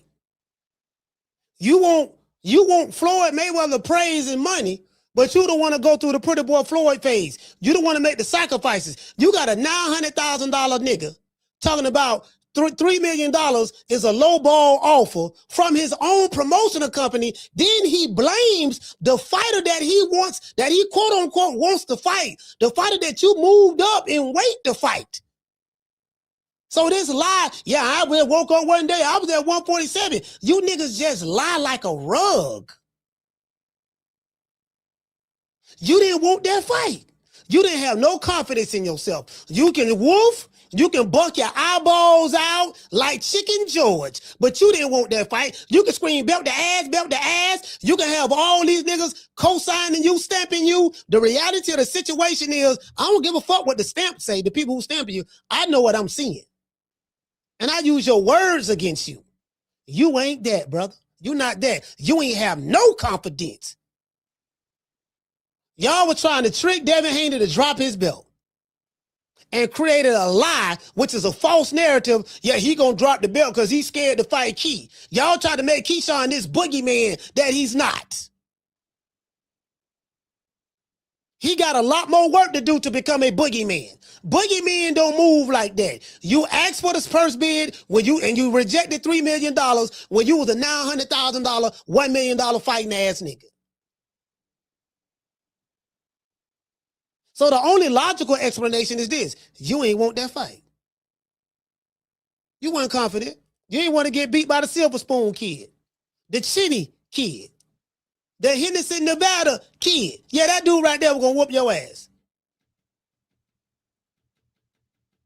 You probably felt that. Now, I'm not saying he was going to whoop you because I don't know. I think highly of Keyshawn Davis' skills, from a skill standpoint. But what I think don't matter. Apparently, the way you moved, you knew. You can fool the public. You can fool these simpletons on Twitter and on YouTube. You can fool them, but your actions show me, that nigga went. Yeah, he went. Yeah, he went what I thought he was, dog. He went what I thought he was. I thought you was something you wasn't. I was fooled myself. But unlike my predecessors, I'm man enough to admit I was wrong. You wasn't that. You was never that. You might be that later on, but you're not that. You ain't ready yet. And I think it's obvious. Let's give everybody a round of applause. True.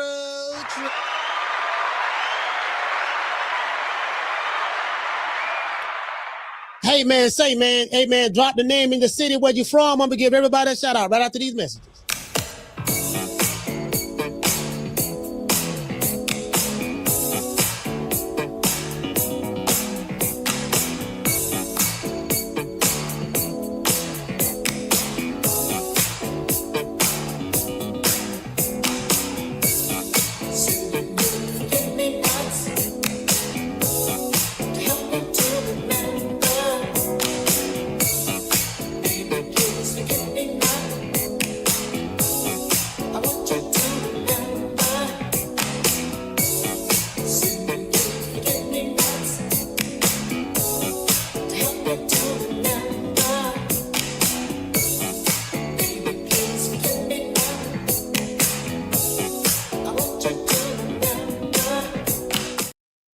Let's give a shout out, man. Where you from? Y'all let me know where you from. Let's see what we got.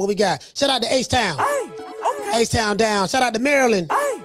Hey, shout out to Nikki. I meant to give you a shout out earlier. Shout out to Nikki from Maryland. We got my main man, G5 from the Bronx. Dre Day, man, San Diego, California. Salute, brother. Shout out to Hanoi, Vietnam. Grip, what's going on, baby? Vietnam in this bitch. I ain't seen you in a long time, brother. Shout out to Toxic Liverpool. Shout out to we got the boogie down already. Shout out to Detroit, Michigan. D-Town in this bitch. Shout out to the 808, man, Honolulu, Hawaii. Shout out to the big city, man, New York, big city of dreams.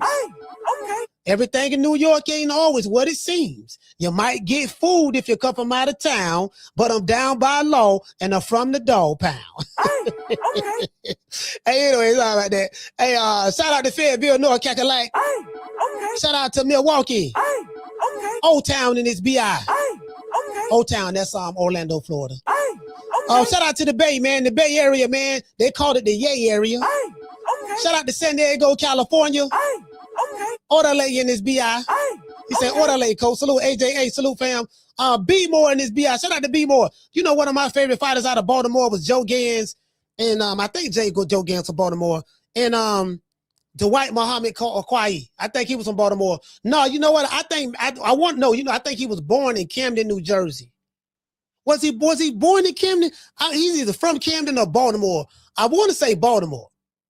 Or he could have been born in Camden or something when he was little and moved to Baltimore. I'm not sure, but he was one of that dude, RIP to him. I think he passed away like last year. Yeah, last year. Shout out to Seaside, California. Shout out to the Netherlands. We got the Netherlands. Who else we got? Shout out to Brixton. We got London, man. We got Brixton in this bitch. The Bricks. We got the Bricks. We got, who else we got? We got the Bricks. We got the Bronx. We got San Diego. We had Vietnam. Shout out to the DMB. The DMB in this BI. Shout out to Chester, PA. Hey, what to say, fam? He's from Camden? Okay, he's from Camden. Okay, yeah, I knew it was. I'm like, damn, was he from Camden or? Well, I'm trying. You know what I mean? But I thought he grew up in Baltimore too. I thought he grew up in Baltimore as well. But I shout out to Miss Sheila, man, Houston. He say Dwight from B-More. You know what? I think he's from one of those cities and he ended up moving to the other city. For sure. All boys to the side. It was either Camden and he moved to B-More or B-More and he moved to Camden. I'm not sure. I always get it confused because it's been so long. Shout out to the ATL. Shout out to Harlem. I think that's it, man. I think I